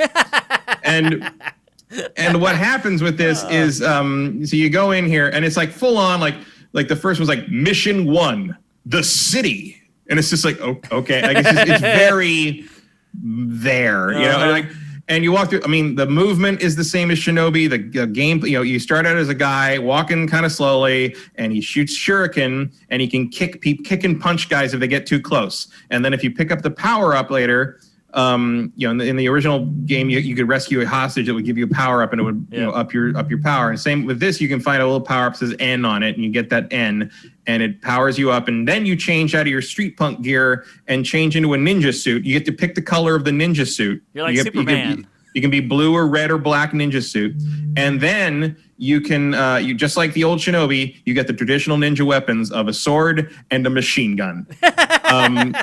And the machine gun, just like cross with Yakuza. Just like Shinobi, you get a machine gun when you're powered up, and the machine gun the bullets can like break the guard of enemies that can guard. And every enemy, you'll notice if you play the first level, is every enemy that has an exact analog in Shinobi. There's the soldiers that just run at you. There's the slightly better ninjas that can slash at you. There's the Spider-Man guys that are drop down on you. There's the guys with the shields and the throwy sword that guard the hostages. Like, it's all there. It's all the same.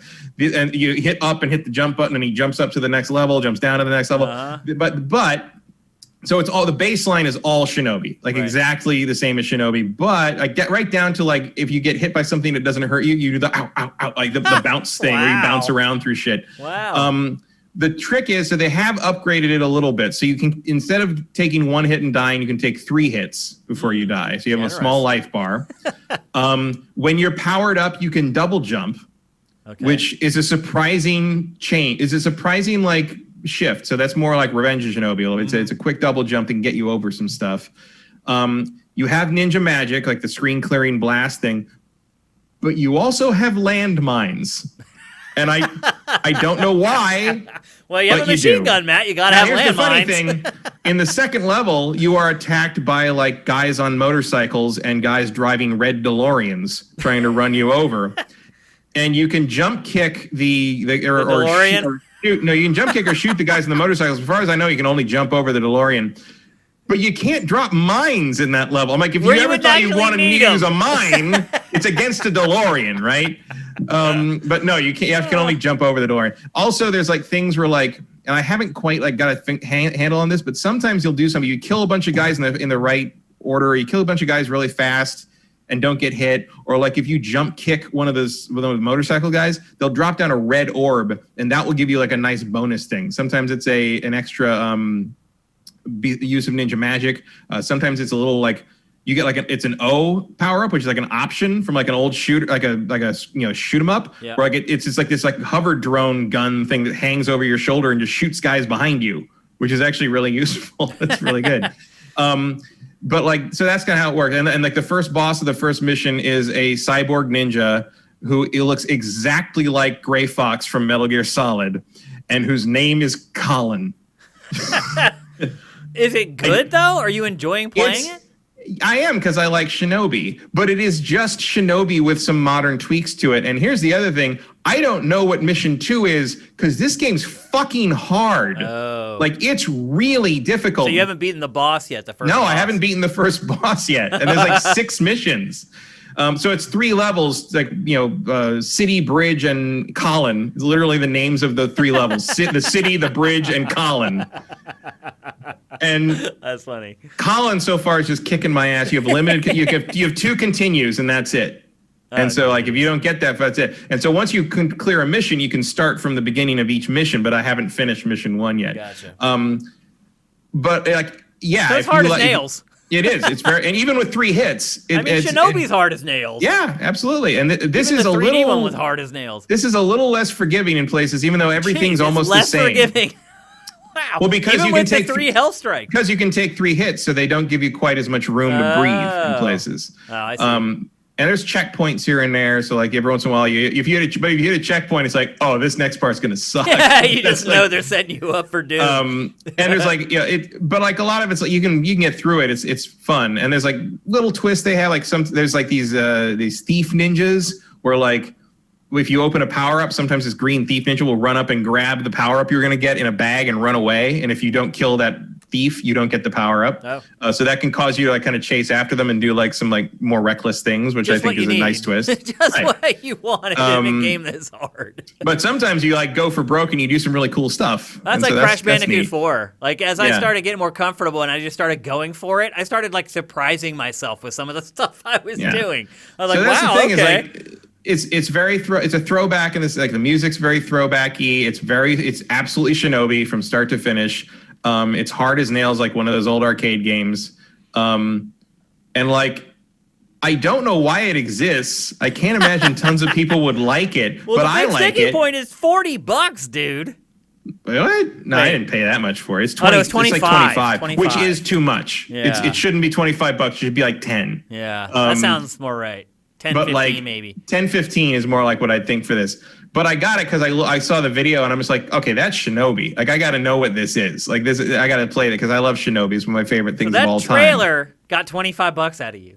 It did. The power of marketing. The fact that you were able to show me something I recognize. The fact that despite your terrible icon art and your stupid title, the fact that Microsoft Store automatically shows a video to me no matter how short a time I'm highlighting your thing was able to show me, and that was able to hit that lizard. I was like, oh, that's Shinobi. Like, and if you show me a Shinobi thing, you got my attention. And so I'm like, okay, I watched the whole thing, and I'm like, okay, that looks enough like Shinobi, and looks like in minuscule details enough like Shinobi that I want to see what this is all about. So I'm going to try it. So I did. I think it was actually like $23 or something because it was like the launch discount, pre-order discount or something like that. Matt, do you know if it came out for PS4 and Switch as well? I have no idea. Yeah. We don't even have that game in our database. No, that's what I went and searched because I was like, is this even we're pretty aggro. Like, we add almost anything. I think the last time I can remember that happening was Rebel Galaxy. Yeah. You're good at finding games that we don't have on Sifted. So this is a thing that exists. Yeah. And I'm not really recommending it so much as saying like, hey, you remember Shinobi? Go watch a video of this. It's crazy. And maybe you'll like it. Maybe you'll like it, but also it's fucking hard. Like, but if you are saying it's really hard, Matt, I want no part of it. But here's the thing: like, I've kept throwing myself against the wall with it. Like, I'm still having fun doing it and getting better. I guess the thing is like one of the ways you know that one of these games is well designed, like this kind of side-scrolling arcade game is well designed, especially the hard ones, is that every time you go through it, you get better. You do a little and bit you learn better, how to deal with the enemies better, and you learn the patterns better, and you're like, oh, I got through that, no problem. Because early on, I was like, oh my God, I don't want to play that whole first level again. And then I went back and played it again, like, I'll try it again. I got through like, oh, that was fast. You got through like that half was of it, problem. no problem. Yeah. And like you're starting to learn little tricks, and like there are little things with it, like you can hit guys in the air in ways that you couldn't in Shinobi. The aerial attacks are way better than and they freeze the game for a second, so it feels like a nice meaty hit, and like you get a little moment to like look at everything and see where you need to go next. There's bonus stages, which are direct ripoffs of Shinobi bonus stages. So like there's a one where you're throwing stars at the ninjas on the catwalks. There's one that's exactly like that, except you have an Uzi. Of course you do. Traditional ninja weapon of an Uzi. And there's 2 power-ups on treadmills, and they're slowly moving to like the opposite sides of the screen, and ninjas come in to pick them up and run away with them. You have to shoot all the ninjas where they run away with the power-ups. Wow. And then there's one where like ninjas come out of a building, and you have to kill them as they land, and if they land and get away from you and jump away, you lose for some reason. Because and I beat it the first time I tried it, and I have not been able to get more than 3 kills on it since. Dang. I don't know. Beginner's luck was very strong with that one. So $25, definitely $25 available for is a bit Xbox. My much. guess is it's probably available for at least PS4 or Switch as well. I would think it's coming. I would assume you'd put this on everything and anything. It feels like a good Switch game. And the PC version, even though it's older, is still $25 because I checked the price of the PC version. They may have discounted it and then brought the price back up when they released the console versions. I don't know. Yeah, currently it's only listed. Google only listed as being on Steam. Okay. Not even on Xbox. Wow. So like this maybe is a it little. is just an Xbox exclusive for Maybe consoles. I don't know. It's a little under the radar. But Like I it's said, we don't have a game page, and we have game pages for stuff we probably shouldn't have game pages for. It's like charmingly cheesy and like just the right amount of dumb, I guess I'd say, and like But probably only for Shinobi fans. only for Shinobi fans or people who like sort of like that weird 2D side-scrolling arcade games thing and miss that from back in the day. I think it looks like maybe it was a Kickstarter at some point. Like, I didn't know this existed until yesterday afternoon. Like, it's so weird. But I'm like, this is exactly up my alley. It's such a giant plagiarism of Shinobi, and it's your great. favorite things. So there you go. That is called Shadow Gangs. What does the gangs part have to do with anything? Well, I said like the art of ninja resurfaced through street gangs after the robots beat That's them all right. down. When you said they came back, they were gangs. Yeah, That's right. because the robots killed the head of all the ninjas, whose name was Honcho. The head honcho. Head Honcho. Yeah, They lost their head honcho. This is what you're dealing with here. Yep. Okay, so there you go. $25, PC and Xbox for sure. We'll have to get back to you on the other 2 platforms. Yeah, it doesn't. I mean, Google doesn't even know that it's on Xbox yet, so who knows? Okay. I didn't look at the PSN store yet. All right. Next up, we're going to talk about the biggest game that came out in the past week, and that is Baldur's Gate 3. I've had a request in for code for that for a few days now. It looks like I'm getting denied, unfortunately. Just like they got denied for the new NVIDIA card. That's true. That's a good point as well. Matt, you've been playing it, though, for a week. In fact, we almost talked about it on last week's show, but it took you so long to download it that you couldn't get enough time in before the episode. So it wasn't just that; it was that it doesn't like my video card. It's very buggy. It is early access a year out or more from release, so it's rough. Because it is early access. It's I think they estimate it's about like a year before release. I think that's a whole lot of early access. Holy crap. I mean, that's about what Divinity Original Sin had, Original Sin 2 had. Yeah. Because, there's a lot to work through. The early access build is Act 1 of 3, and there's like 80 fights in this. There's like 600 NPCs, 150 skill. I mean, it is a lot. Part 1 of 3. Yeah, and wow. I mean the reserved install size is 150 gigs. Whoa! And the early access build is only 80, but the full game I'm is glad they didn't send it to me. I don't even have that much free space on my hard drive. I don't think the full game is going to be 150. Wow. This is huge. This game is huge. Like it's Baldur's Gate. I mean, it's I should have known. They're going for real here. Matt, before we kind of get into the nitty gritty, give people an overview of the game and what it's like. I mean, maybe compare it to another game, stuff like that. Well, I mean, Divinity Original Sin is the closest comparison because it's Larian. It's the people who made Divinity Original Sin and Original Sin 2. So you're talking about kind of a top-down sort of slightly, maybe almost three-quarters perspective, 3D RPG, party-based, turn-based combat. and sort of like very interactive with the world. Like that's the interesting thing about what Larian did with like Original Sin was they dealt a lot with the kind of elemental interactions, using the environment of the battlefield and not just like your attacks. Like getting a guy, using an oil slick to get oil on someone and then like throwing fire at them and setting the whole thing on fire. If you've got like a flaming enemy, you can throw like a water spell at them and it'll douse them and stuff like that. Playing with the interaction of systems basically is what Larian does. And after Original Sin 2, which really took that to an extreme, because after Original Sin 1, apparently the head of Larian went to Wizards of the Coast and was like, hey, can we do a Baldur's Gate 3? Like, you wanted to do Baldur's Gate. And they're like, who are you? Whatever. And that was it. And then after Original Sin 2, they called them and said, hey, are you still interested in doing that Baldur's Gate thing? Because we think you might be the guys. And so they did. So that's what it is it's in the vein of the old Baldur's Gates, but it is not real time with pause. It's a turn-based combat and system. Set in the Dungeons and Dragons universe. Set in the same forbidden. What rule set? It's same forbidden realms as Baldur's Gate, but it is 5th edition. Okay. So that's actually one of the interesting things is that 5th edition is a really cool version of D&D. I haven't played a whole lot of it, but I do know people who do play it and do streams about it and all that. So I'm moderately familiar with it. There are some things here and there that people don't like about it or think hasn't been balanced right. The thing about it is, Larian's changing a bunch of these things to make it adapted to be a video game because it's not, sometimes you can't straight port stuff over from the tabletop game because they don't work the same way. But there's things like, so almost every class in 5th edition is pretty viable as whatever you want it to do. But one of the classes that players aren't super thrilled about is the Ranger, which used to be a kind of a fan favorite. But a bunch of the Ranger's abilities in 5th edition are a little weird because of some of the changes to the systems.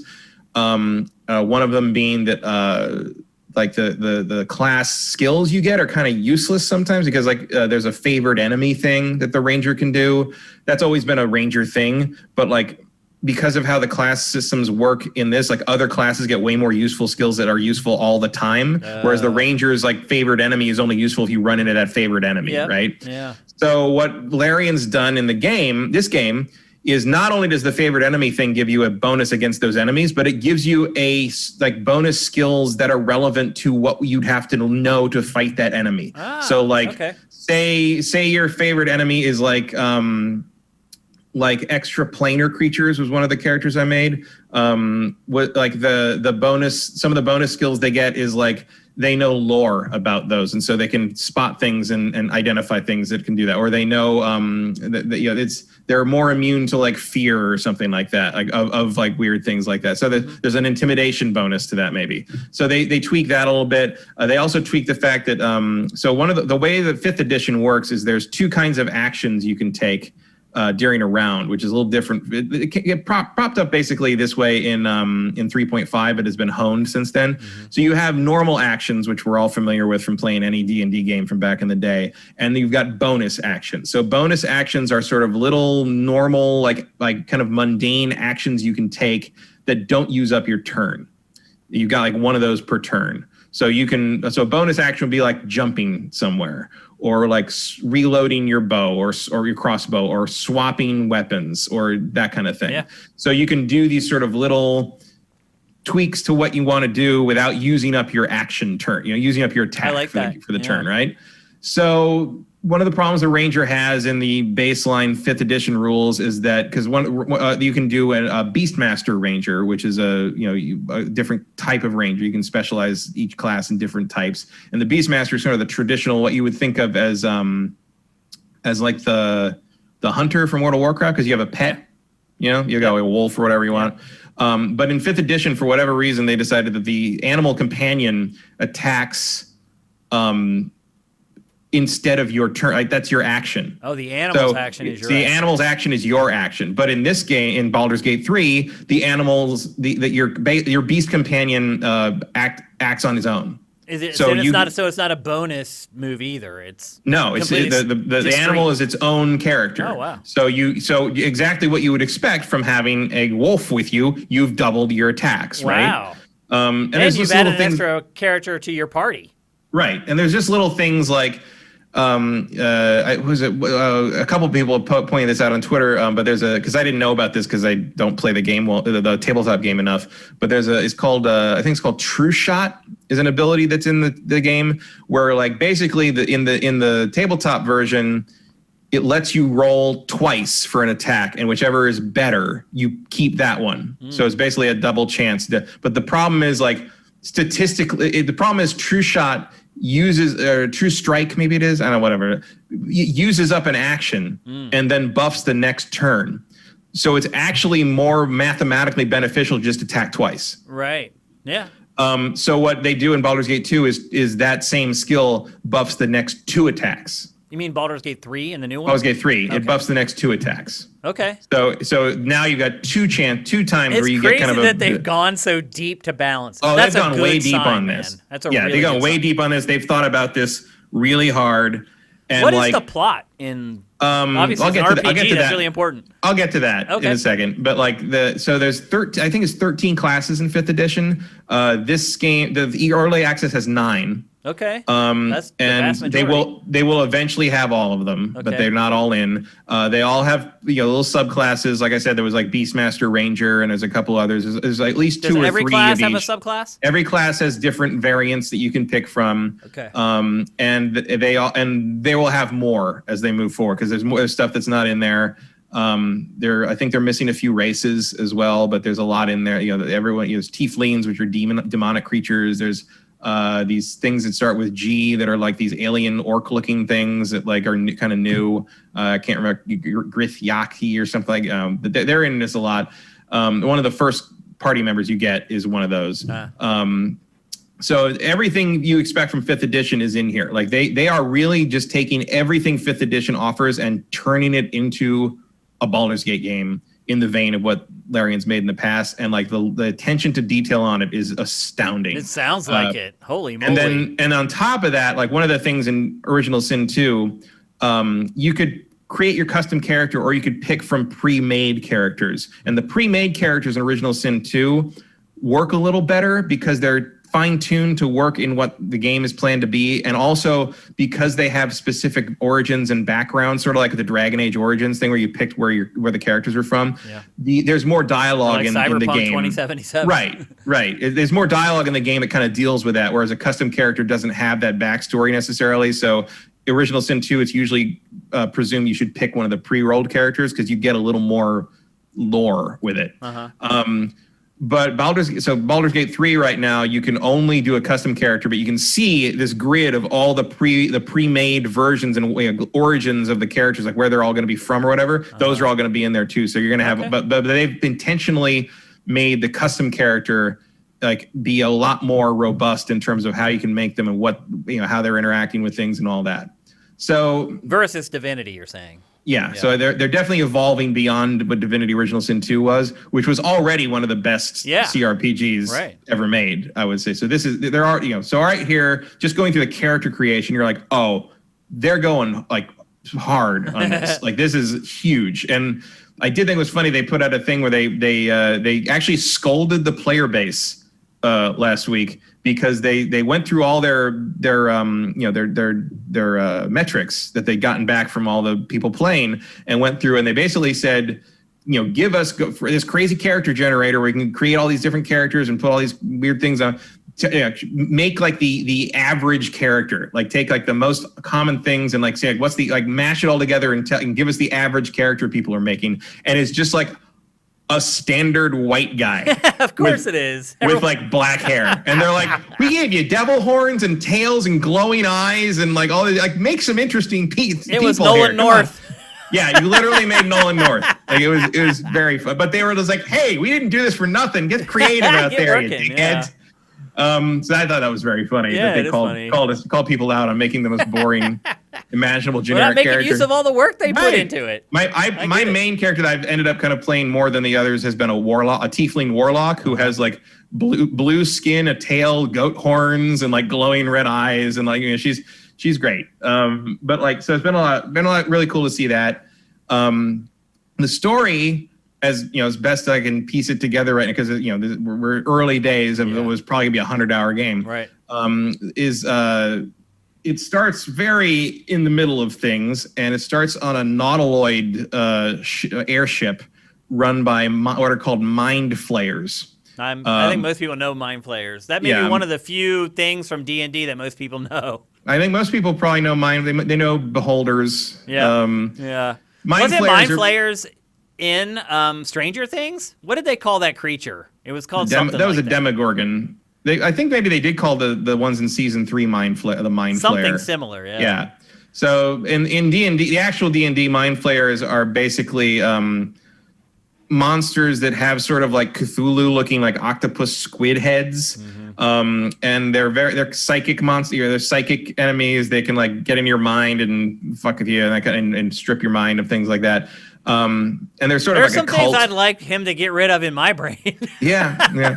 So sort of a cult, and like the trick. So like the opening is basically one of these mind flayers goes, and like there's the first character who ends up being your first ally, a party member, is tied up in like a pod, like an alien thing, and he picks up like this little like worm out of this pool and sticks it right in her eye, and it's not a good game if you got eye things. I guess not. Eye stuff doesn't bother me, but I know some people hate eye. So the thing gets in her eye, and then he takes it and goes, and it becomes clear that like you're watching this through the eyes of your character who is also captured. Yeah. And it goes the mind flayer like you see the thing bite into your eyeball at first from first person perspective, and it's like Baldur's Gate 3. You're awesome. Here we go. All right.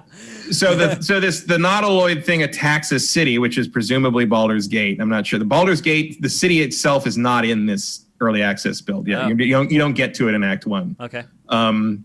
But it attacks a city, and the city sends dragon riders after it. And so there's this huge aerial battle with dragon riders blowing. It's like using these tentacles to like zap people and kidnap them into the ship for reasons unknown. But basically, the ship gets torched by a dragon, and because of the damage done to it, you and the other character escape, whose name I can't remember either. She has a weird fantasy name. I can't remember. But she's like a tough kind of Klingon sort of warrior character. And you escape, and she's like, we got these worms in our brains, which are going to turn us into mind flayers if we don't get them out. And so you have to escape the ship, and sort of like the main goal is to sort of get these worms out of your head. But it turns out that you don't turn into them. You don't turn into mind flayers. Something's weird about it. Something's not working right. So it doesn't turn you into a mind flare, but it does let you communicate through the worms somehow. So there's sort of a mystery of like, what did they do to you? Right, is sort of the initial driving mystery of the piece, shall we say. And like that's about all I can say about the story, because I haven't really gotten to anything bigger and juicier. I'm hooked. I'm ready to learn more. It's a really cool opening. It's a great opening. Like they start in the middle of crazy shit. Like unlike a couple, some RPGs are like, oh, we're gonna start you in an idyllic almost village. All of them. Oh, here you are walking up on the sandy beach from your wrecked boat. No, you are kidnapped. We throw a worm in your eye. The ship is crashing. Everything's on fire. And you got to fight demons to get out. Wow, it's like, that's go, great. go. And this genre in particular really starts slow. Like Divinity. Yeah. Those games definitely starts slow. Man. Oh yeah. Holy crap. So the combat on this is like Divinity in the sense it's turn-based, but the thing about what they're doing with Baldur's Gate 3 is they are really expanding out sort of the terrain usage, and they are trying, and I think succeeding for the most part so far, to create that feeling that a tabletop game of D&D has, where you feel like you can play around with things and do things however you want, and sort of like, oh, I found this thing. DM.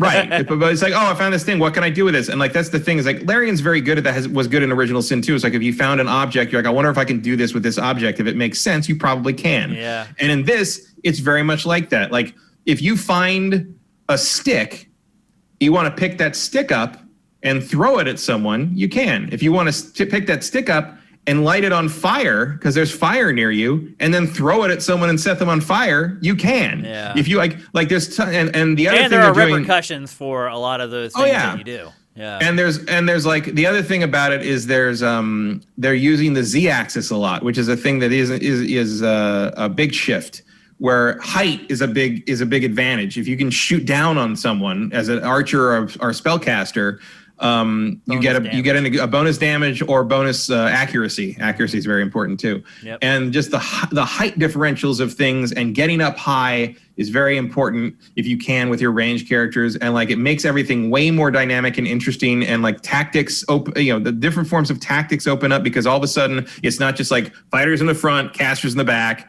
You can like move around and like you can get up places like is there a grid?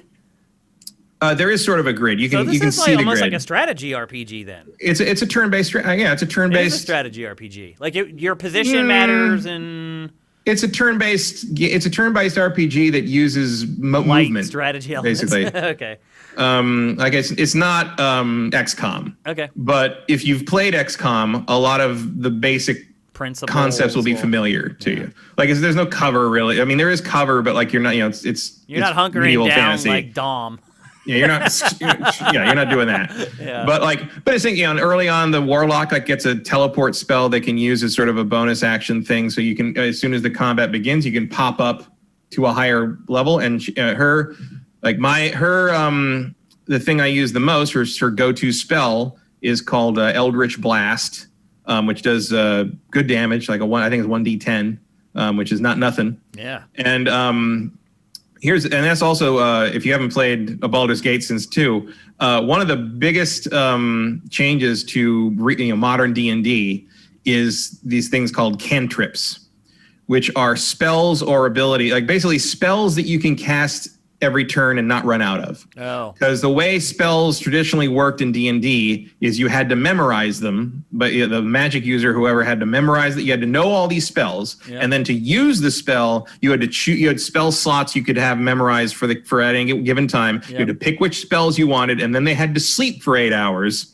And then they had to memorize them, and then you had those spells memorized, and you could use those spells once per slot. So early on, like a wizard, you could memorize like Magic Missile and like Melf's Acid Arrow, and then in a fight you used them both, and you were out of magic. You're done, yeah. And you basically just had to hit people with your stick until you got to sleep again. Yep. So in this, the way they've changed that post like 3.5 is so like Eldritch Blast, I think that's what it's called. Like I don't know the names of things so much in the modern stuff, but so the Warlock's Eldritch Blast spell can be used every turn. She never runs out of it. That's her basic attack. Yeah. She they should have a basic attack. Right. She can stab with things. She can use like most stuff like pretty well, but like her basic attack is that. Like you can zap people with this thing. And if you want to cast like Fireball, the bigger spells, then it costs those are the same thing. They're memorized. You can only use them a certain number of times. But the upshot is that your magic users still feel like magic users even when they run out of their big spells. They are archers, they're still zapping stuff. They're still you're not stuck there as kind of dead weight. Yep. So that's the cantrip thing has been a great change just for D&D in general. And when you play it in this game, it's like, oh yeah, like this is what they needed. Like this is what this it's. And just as I replayed Baldur's Gate 2 to part like half of it when the enhanced edition came out on consoles last year, and like it's still fun. The story's still good. But just the way this thing plays, Baldur's Gate 3 plays, there's so much there. There's so much interaction with all the different things. Like you can just pick stuff up and use it however you want and toss it around, or use it to like activate things if you throw like a rock at thing. Like it's just crazy. And the interactions between things are great. Like other enemies can get in each other's way. Like there's always like weird things you can discover that like makes you feel like, oh, that like aren't in other RPGs. Let's be honest. And like there's things the ways I got around fights in this game so far that I'm like, that's not how anyone I know got through that fight. Right. Yeah. Like because I was like, oh, I wonder if I can throw this at this guy, and he's like, oh yeah, he turned around and they got stabbed in the back by the rogue or whatever. You can also push people, which is fast. Like you can use like different abilities, like push people. Like there's a mage hand ability in D&D that you can use to like manipulate objects, like with telekinesis. But Baldur's Gate 3 lets you push people with it. Wow. And like a force push. And so a bunch of people, including myself to some degree, one of the fun things to do is just push people off things, off cliffs, off buildings. Like, oh, there's an archer up on like the little tower up there. Like just push them off. Like sometimes it'll kill them, sometimes it just hurts them. But like it's like just it's almost like you can play with it's like playing with the physics engine in a real-time game almost. It's like a toy. Yeah, absolutely. And so there's just a lot of creativity, I guess I'd say, in how you can play these fights out that just has never been there in a Baldur's Gate before. And it's so refreshing. It sounds great. Even at this like kind of, I mean, look, there's bugs everywhere. It's crashed like more times. It's like there's rendering problems on my card. It chugs once in a while. I got to restart it. It crashes to desktop. Like it's probably crashed like 20 times. And look, it's early or first wave early access. You know, that's just how it's going to be. Like it's. How much did it cost? Full price, $60. Wow. But you get the game. A third of the game is mostly broken. Yeah, but you're getting. I mean, eventually you get it all, but. So like you're the guinea pig. Yeah, and absolutely. You're paying full price. But I was just too damn curious. Yeah. And eventually you get it. And like, look, the upshot is you paid full price. If you like playing the early access, cool. But you got to accept that like there's a lot of bugs. They're going to do save wipes. Like you're going to lose your characters. You're not going to be able to continue this into Act 2 and 3 when the final game comes out or anything like that. Like you are literally that's the part that sucks. You are literally that. But really but as some people have said, and I kind of agree with them, it's so much fun that it's kind of fine. And like there is for once a real incentive to replay this game with new classes because they all play so different. Right. It's not just it's not like the old games where like, okay, so the ranger is just he's like a magic user, but he shoots arrows. Or the fighter is like a cleric, but the cleric can cast healing spells. It's not that simple. There's more to it. There's more to the. You made that pretty clear, honestly. Yeah, there's more to the subclasses. It's a lot of fun, and it's not like it also doesn't push the specs too hard. It's not like it doesn't require a beast of a rig. Divinity but it looks was real pretty good. demanding. It's about the same as Divinity. Okay.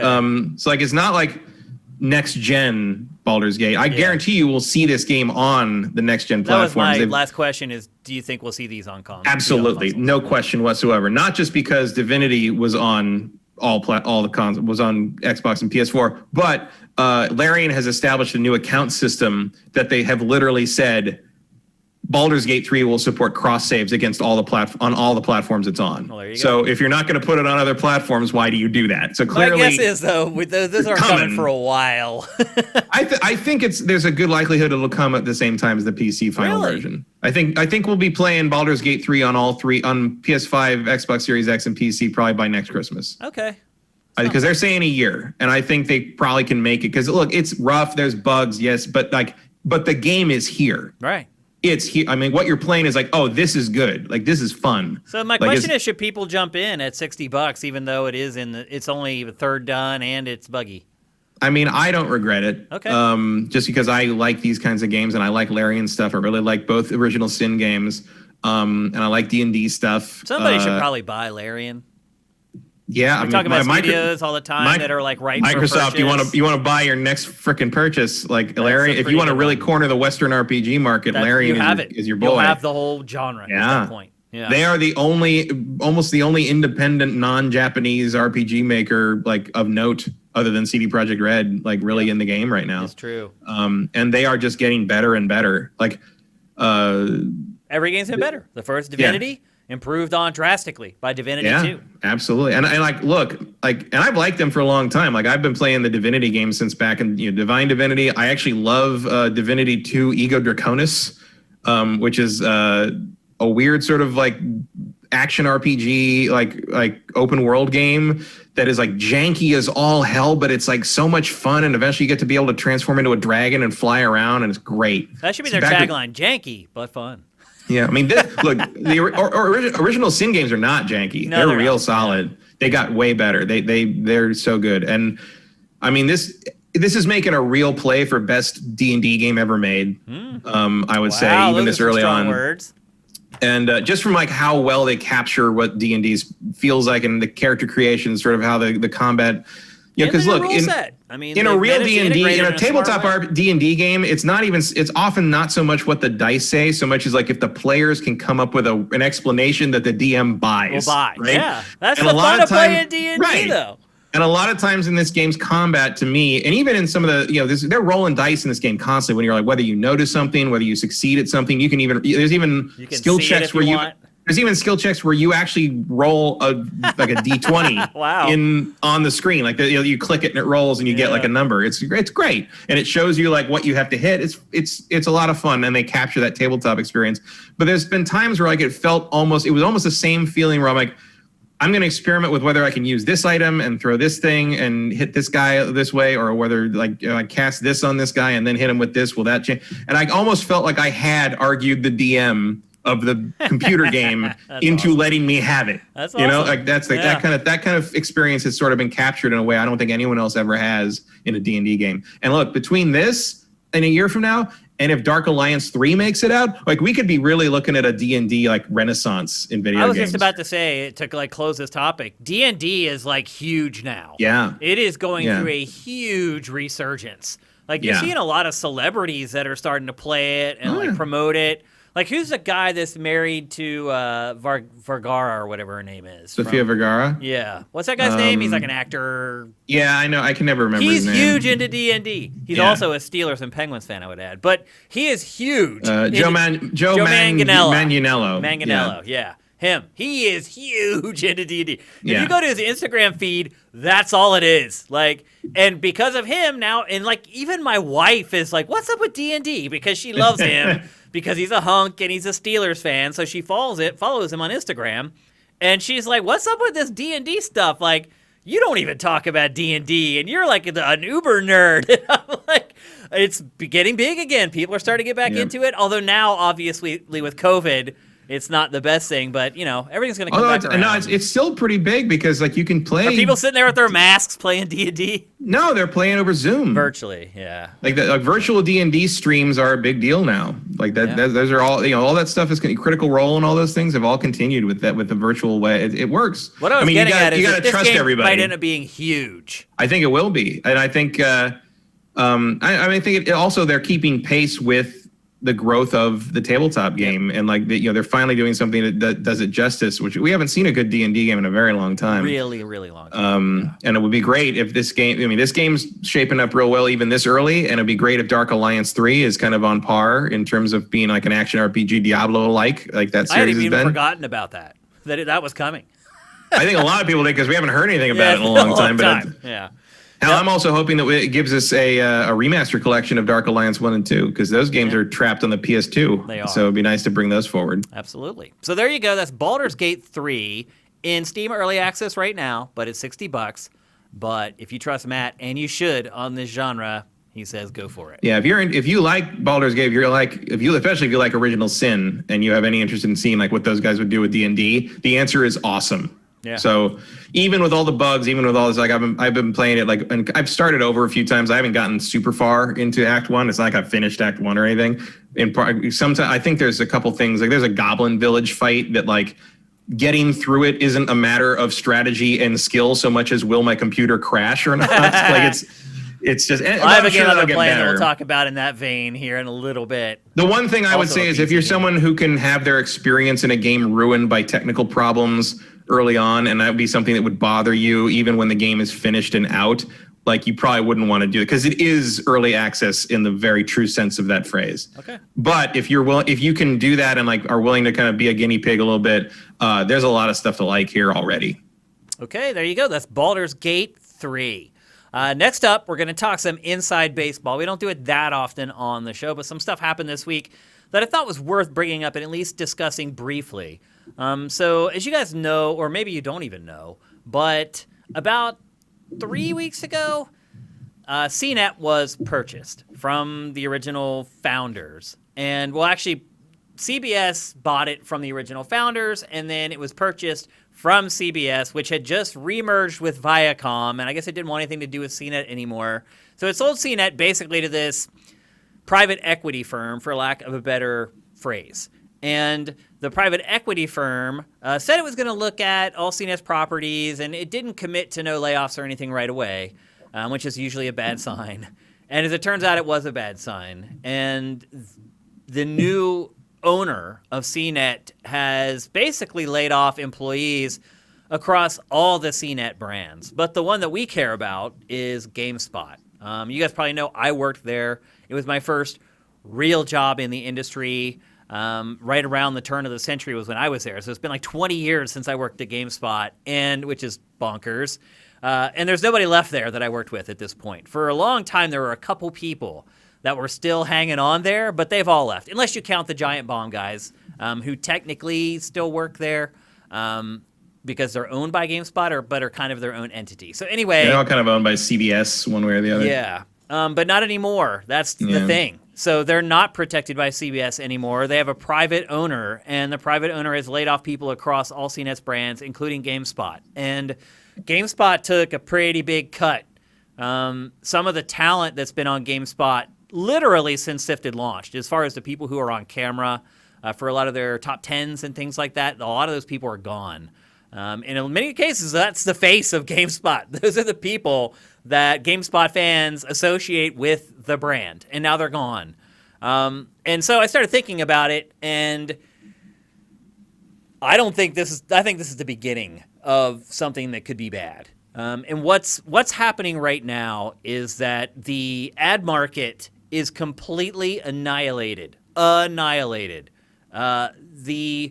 demands of advertisers right now are insane. And in fact, if you're a regular user of Sifted, you may have noticed in the last week and a half, several gaming websites have either started running pre-rolls that autoplay on their pages, and some of them have gone so far as to have ads that autoplay with audio. They're moving their ad units around so that they're on your page longer. All this stuff they're doing because the ad market is completely destroyed. And what we're seeing at GameSpot is going to be something that we're going to start seeing at a lot of internet properties. Now, we're insulated. We don't take a penny. I mean, we make like a pittance from YouTube, from advertising. But we're supported 100% by you guys, by your contributions. So we're insulated from this crazy ad market. But unfortunately, for your favorite gaming websites, that is not the case. And we've been talking for a while about how we thought the market would play out for enthusiast gaming websites and if there was a future for them with YouTube and influencers and things like that. And we always wondered what it might be that, for lack of a better phrase, took them down. And I hate to say it, but this just might be it. That is how bad the ad market is right now. Why would you want to advertise if nobody's going to go anyplace? So any advertisements for movies, tourism, anything like that, it's gone. Any products that have folded over this amount of time, they're not advertising anymore. So the ad market is really depressed. GameSpot, to me, is probably just going to be kind of the first warning shot across the bow of something that could be happening, which is some of your favorite websites could be in extreme danger over the next 6 to 8 months. I don't know what the solution to that is. I don't know how you support them unless you're using ad blocker now and you can turn it off. It might be too late, though. It's the problem. When you get to this point where, and this didn't just happen, obviously this pandemic's been going on now for 6 or 7 months, and it just now got to this point. And that's because there were orders at first, and those orders had to go through it. A lot of times orders for ad runs, you sign those contracts a month, 2 months before the ads actually run. So it took a while for that stuff to work out. And beyond the ads, the other problem, not just for GameSpot, but for pretty much every website, is that where they make the chunk of their money is from sponsorships. The ads that run before their videos or the little banner ads that are all over their website, you don't make crap for money off of those. Where you make your money is sponsorship. So EA comes to you and they're like, we want to do a big package around Madden or whatever. And you do like a 5-video feature thing that runs for like 6 weeks leading up to the launch of Madden. You get paid big money for that stuff. But what you get paid the big money for is event sponsorship. So if you're doing E3 or Tokyo Game Show or Comic-Con or PAX or any of that, that's where you make your big money. Like we would knock down like a $500,000 deal to to basically surround the experience for E3. Like you get like your logos down the side of our E3 page, or you get like mentions in the bumps before every video, stuff like that. That's where you make your big money. And the problem is these events are not happening. So you can't have big sponsorship around these events. This is why you saw so many sites scrambling to create replacement E3 events. That's why we went from, is there going to be an E3 to, holy crap, like 10 different websites are doing their own E3 now. The reason that happened was because they lost, at least at game trailers, the money that we made at E3 from sponsorship literally represented like 30% of our revenue for the year. So you figure all these websites lost all that revenue. At least in my case, it was a third of our revenue for the whole year, just from E3, just that one event. Then you start talking about the depressed ad market. We could have like an internet apocalypse coming up real soon. And either what's going to happen is you're going to see a lot of sites folding, or you're going to see a lot of sites getting gobbled up for like nothing and then rolled into this huge conglomerate. It's just the way telecommunications are going right now. Everyone's merging together, and now you have like three choices. I would not be surprised if you start to see a lot of digital properties start to get either sold, folded, purchased, evolved, huge staff cuts. I mean, we're at like an internet apocalypse right now that was started way back in 2000 when the CPM for internet advertising fell through the floor during the dot-com crash. And now there's not enough people watching ads. There's not enough advertisers who want to pay to run ads for you to survive. So IGN's big enough. I think it'll be okay. And it has its fingers in so many different pies as far as like entertainment and tech and other stuff that it will probably be okay. But a lot of these smaller guys are going to be in deep, deep trouble. And you're already who's left? Well, you have like the whole future suite of websites. You got Games Radar, you got US Gamer, you got Eurogamer. A lot of the smaller independent guys like the VG247s, the Gamatsus, stuff like that, they're going to be in deep trouble, man, because those sites aren't even getting sponsorships. They rely 100% on ads. And you already have, the tech-savvy gaming audience. They all have ad blocker already. You're fighting an uphill battle. So we could see some really bad stuff coming down the pipe here in the next few months. And I just think that GameSpot is kind of the first shot across the bow. If a big boy like that can be in the position it's in, imagine what some of the guys who aren't quite as big or what they're going to have to deal with here in the near future. So why are we talking about this? I guess what I'm doing is try to find ways to support the stuff that you love. Because I know right now that a lot of the stuff that you love is not able to support itself. I don't even know if you could have done anything to help GameSpot. Like, they don't have a Patreon or someplace you can just go and like say, here's $25. Like, I don't want you guys to go away. They are locked into this advertising revenue model, which was why we made Sifted this way. I obviously had dealt with the advertising model. I could see where it was headed, and I was like, there's no way we'll survive on ads. And I would have been right. So, again, coming from a lot of these publications, having worked at a lot of them, I wish all these people the best of luck, because we need them. We need these publications. We need publications where people have peers looking over their shoulder, where they have an editorial, some type of managerial editorial position who is watching what they do, making sure that they're not stepping out of line. It would be really bad if all we had were YouTubers and influencers. So if there is a way you can support these sites, like turn off your ad blocker. When you're on Sifted, turn off your ad blocker because you're going to be going to all those sites within 20 minutes while you're on Sifted. Turn it off. Support these guys, because if you don't, I mean, the funny part is there may not be a Sifted. If these websites don't exist, there is no Sifted because we're a curation site. So it's a very interesting time that I was surprised took this long to get here, because I really thought we'd start seeing this kind of stuff in the first couple months. But I think really what it was is that they had all those orders for that advertising, and now they're all running out. They don't have the sponsorships to fill in the holes, and they're going to be in deep crap. Yeah, well, the pandemic has jump-started a lot of stuff like that. Like, you see this, I mean, Disney reorganized to focus on streaming simultaneous releases with theatrical, which, that was 10 years out, if that, at the beginning of this year, and now we're here. So I think there's a lot of stuff like that has been accelerated by, crises tend to show the cracks in systems. Yep. And I remember you talking about this same issue when you first joined Tech TV in like 2002. Yeah. And like, it was a problem then already. It was. Yep.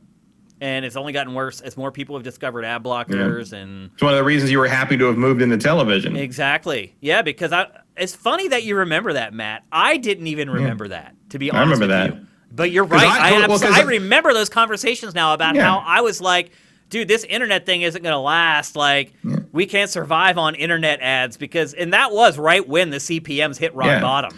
Well, because like I remember that because at the time, like I was at Tech TV, but like I was the gaming guy. I was the game nerd, and I always wanted to work at like someplace like GameSpot, or GameSpot, or like IGN or something. But I had ended up at this TV thing because I could do the TV thing, and I had the in over there. And then this guy from GameSpot comes over, and he's just like, "Dude, I'm so glad I got here. I'm all safe now." And I'm just like, "Oh, what? Oh, okay, that's interesting." But it ended up being true. Yeah, it was true. Yeah. I was a young guy then, but I could definitely see what was coming, and here we are. Yeah. And after that, I was never like jealous of that again. I was like, no, I'm glad to be here. I'm glad to have here with like the standard advertising model and to be learning this skill that does not require video games for me to do it. Yeah, that will transcend. That was the other thing I was appreciative of, was learning television production, something that transcends whatever it is that you like. It's like I can always produce a segment about anything, and I always will be able to, because I worked there. So yeah, I knew it was a big deal when I went into TV from the internet, and that time in particular, that was 2000 or 2001. Literally, that was right after the pop, and all the ad orders started rolling in again, and they're like, "Oh no, we're not giving you those old CPMs. We have a new idea," and they have stuck ever since, and it has made making profitable websites almost impossible. And now, like you said, there's like this one thing that just kind of pushes you over the tipping point, and this is it. So if you can find a way to support your favorite websites, turn off your frickin' ad blockers, people. It can make a difference. If 1 million people a day that go to a website turn off their ad blockers, that website will probably survive. So you're going to have to make some tough decisions here. How much do you really love these places, these publications that you've been going to in some cases for 2 decades? If you've been going to GameSpot for 2 decades, turn off your frickin' ad blocker, because they've given it to you. They've given your money's worth for 2 decades. Help them. That's all we can do. That's where we are.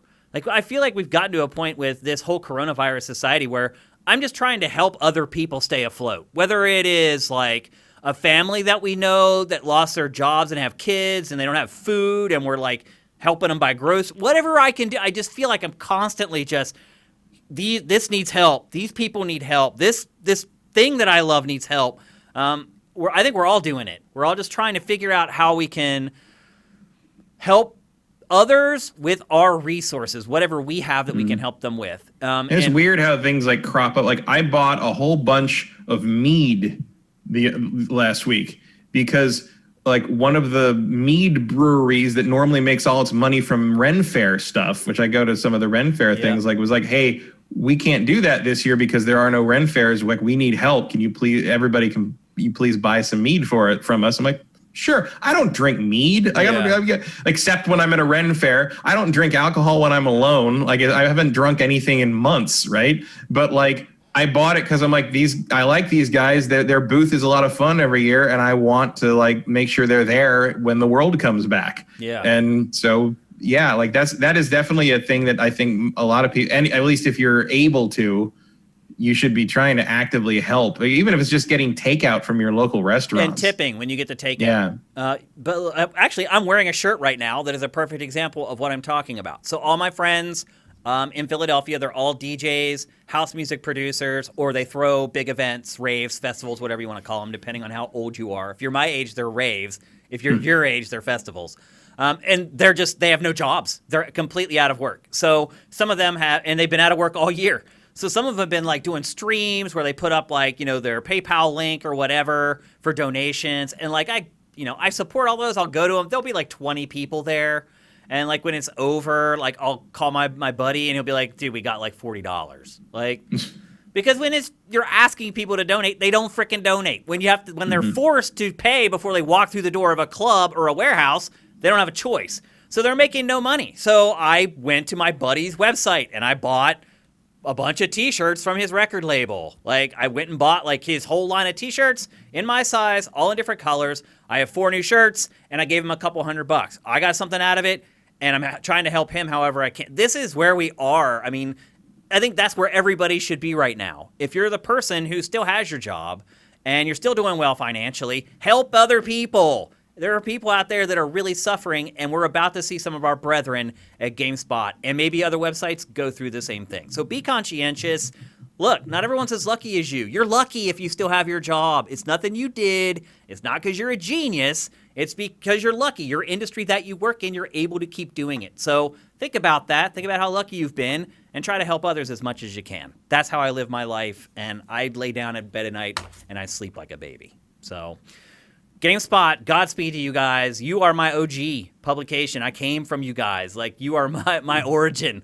So I'm really rooting for you. I would not want a world where GameSpot goes away, but some of the verbiage coming from that company that bought them, it doesn't sound good, Matt. Like, yeah, I was a little shocked by some of the people that got laid off. Yeah, I mean, they cut to the bone. When it happened, like Twitter kind of lit up with like all people in my feed saying like, "Hey, I was let go," and anybody has it. And like sometimes I look at some of these people, I'm like, how are they going to do what they do without them? Like they cut people that felt essential to me. Yeah, and it makes me wonder what the plan is. And like the plan seems to be to just slowly collapse like a flan in a cupboard. That's what it looks like to me. But like I said, turn off your ad blocker and show that the new owners of GameSpot that you guys care and that a lot of people care about that website. I've been going to that website for like 20-some years. At least. It's insane. I mean, when I was initially videogames.com and whatever. Yeah, well, I remember when it was, initially when I was going to try to write for Tech TV, it was because they were changing over from GameSpot TV. Like that's what Adam started on, was GameSpot TV was going to, because they were owned by Ziff Davis and it was ZDTV, and they were doing video reviews out of GameStop's spots. That's right. God damn it. It was doing video reviews out of GameSpot's written reviews. Like that's literally what it was. And then when they got bought, they needed people to write the written reviews, and that's what I started doing. Yep. But that was how it started. Like that, all of that everything, all G4, all that's, like what G4 became, because when we got bought by Comcast, Tech TV, all that stuff comes out of GameSpot. Yep. So it's very discouraging to see, and I think this is just the first story of more to come. But let's head this off at the pass, and let's turn off ad blockers, and let's support the people who have been giving us great content for a long, long time. Next up, we're going to talk about Assassin's Creed Valhalla for what I believe will be the last time before we talk about the final build of the game. Ubisoft. Coming up. Do you think so, Matt? Or do you think we'll talk about it again? I think we might talk about it one more time. Well, I don't know if you noticed, but like some of the previews, a month left. Some of the previews that went up this week were like labeled like final preview or whatever. So I don't know if Ubisoft but I bet there'd be like one final something. Maybe we won't talk about it, but I bet there'd be like one final trailer or something. Well, the other thing I would say, I didn't look at too much of this because it's getting to the point where I'm like, I don't want to know some of that. Like it's like Cyberpunk. Getting very granular at this point. They're running out of stuff to talk about. Like they've run out of. I also haven't, like this morning, or yesterday or this morning, like Miles Morales put up like the first boss fight. I'm like, I don't want to see that. Like Game Informer, like, you got me. I'm good. Yeah, Game Informer had the exclusive on it, and it's up on Site if you want to watch it. But it's really cool, but it's at the same time like Game Informer, you have to show me every costume in the game. Like it's just like, really, no surprises. They got to get their money's worth for their cover stories. Yeah, no, I mean, Game Informer's got their own shit they got to deal with. Yep, exactly. I mean, they're living in a whole other world that's in danger. They just lost Andy Mack, their EIC from the past like 15 years. Bad stuff going on in games journalism. Although right now. Andy Mack, I mean, it doesn't matter right now because of the pandemic, but Andy Mack lives in LA now. We can see Andy Mack. That'd be great. Yeah, which we haven't. He's been here 3 months now, and I still haven't seen him. So welcome because no one can see anybody. No one's seen anyone. It's insane.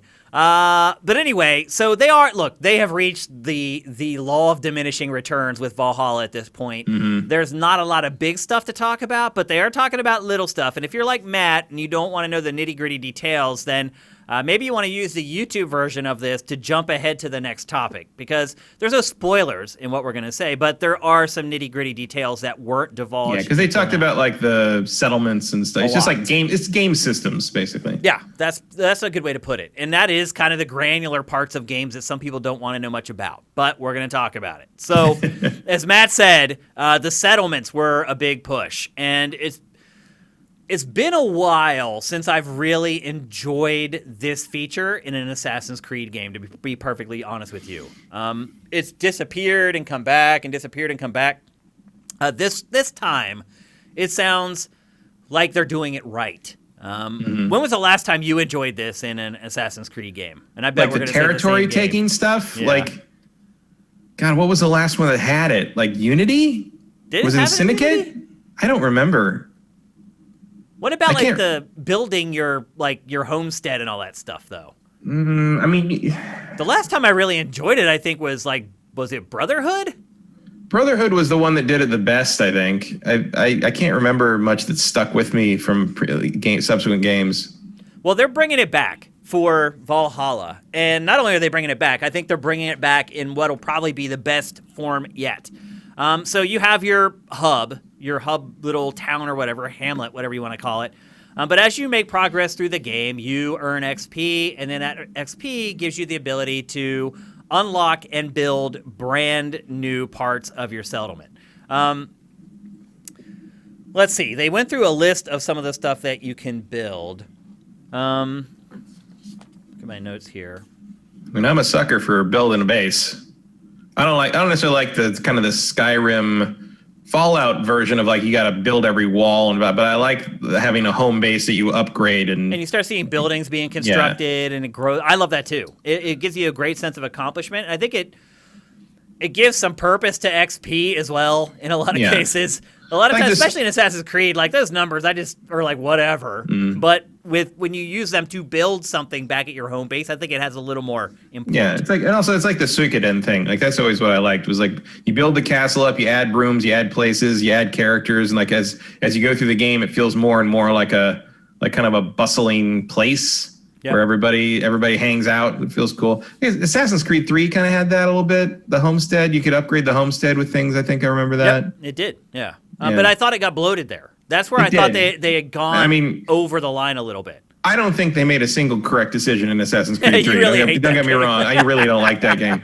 But it's a cool element that was there in the earlier part of the series. It's nice. Yeah, it's nice to see them bringing, they seem to be sort of reintroducing elements of the series slowly in this reinvented version. We're getting this back. We're getting blends back with blend kills. Blending in, walking. Assassinations are coming back. Yeah. That was a big part of the push. Which, to be fair, I guess like the previous two settings didn't have the population density necessarily, but That's true.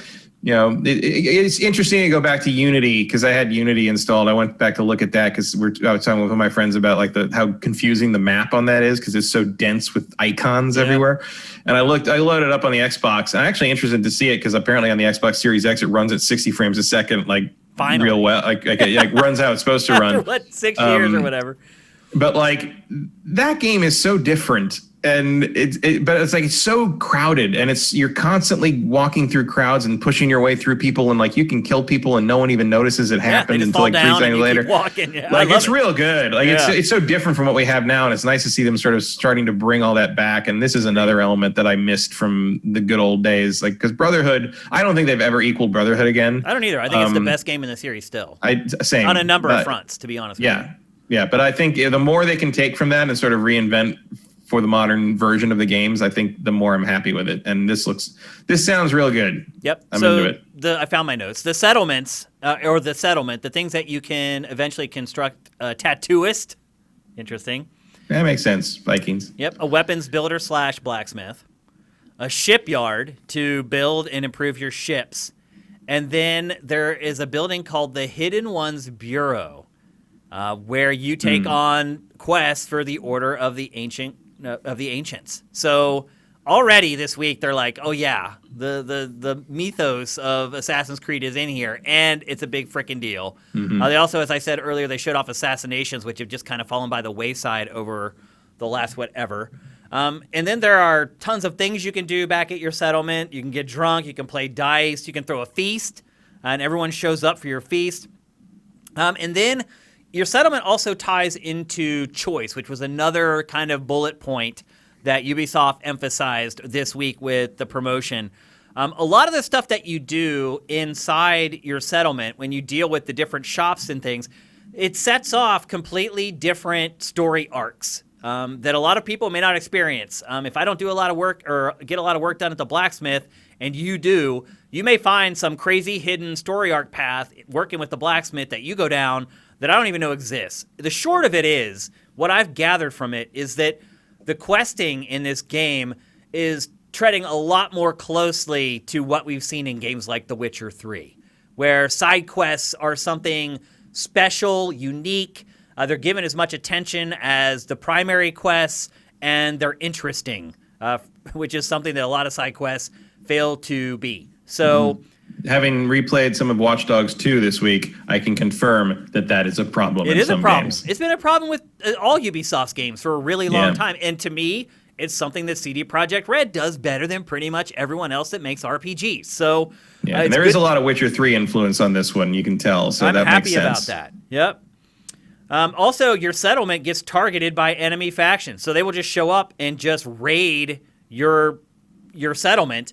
And you have to be prepared. You could get caught off guard. You could have people out, because the other part of this is you raise like an army that goes on your boat with you and will go out and fight with you. Another thing that's come and gone from Assassin's Creed through the years is kind of building your team of assassins. That comes back in this game.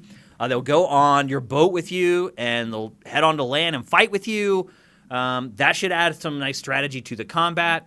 But also to the choice. Again, all this stuff ends up branching out to give you more opportunity to shape the quest to how you want it to be. They said that choice is woven through every facet of the game. Said you'll uncover new stories and abilities in unlikely places. For instance, you can go to Asgard. Did you see this, Matt? No. Yeah, you can go to Asgard in this game. It's like this alternate, they don't explain how it works, but it's like this alternate reality that eventually you're able to go to, and it is like a part of the world. It's like you go there and there's quests and there's things that you have to do there like it's any other part of England that you're playing in the quote unquote real world. There's 7 parts of England, and as Matt was alluding to earlier, a big part of the game is taking over each one of those. And as you take over a territory, a bunch of sort of domino effects end up happening. You end up getting, again, more quest lines, but also you end up getting kind of bonus XP as you start stacking the territories together. And if they border each other, it helps with like the diplomacy between those territories. There's all kinds of depth just to the settlements. I mean, that's why they basically gave a whole week of promotion just to it, because there's that much to them. What else? Let's see. So you don't usually actually use XP to upgrade the settlement. You use the resources that you find out in the world. But of course, as part of collecting that settlement, then you also earn XP. But I was also thinking, like, I guess technically the ships in Black Flag and Rogue count. Like that was satisfying. Was upgrading you didn't get to do fun home base stuff like throw parties or anything. But like that constant sort of progression of upgrading your home base kind of applies to that too. Absolutely. The army invasion stuff because like that was also the gratifying thing about the ships in those games was that it improved your ability to combat threats. Yeah.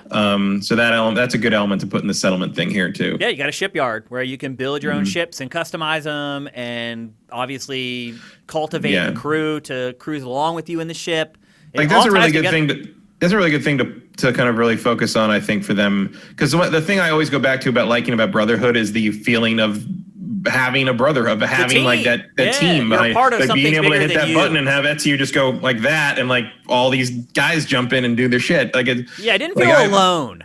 They never really recaptured that again. Yeah, I feel like a one-man army in Assassin's Creed a lot of times. I feel like it's me against everybody else. And Brotherhood made me feel like I was a part of a team, that we were working together towards the same goal. I prefer that in games. I know some people may not, but I do. Yeah, personally. I like it back. I mean, I think you're a one-woman army as Cassandra in Odyssey, and that's cool. But like Assassin's Creed can also be more than that. Yes, So absolutely. I like to see them go in different directions with it. Yep.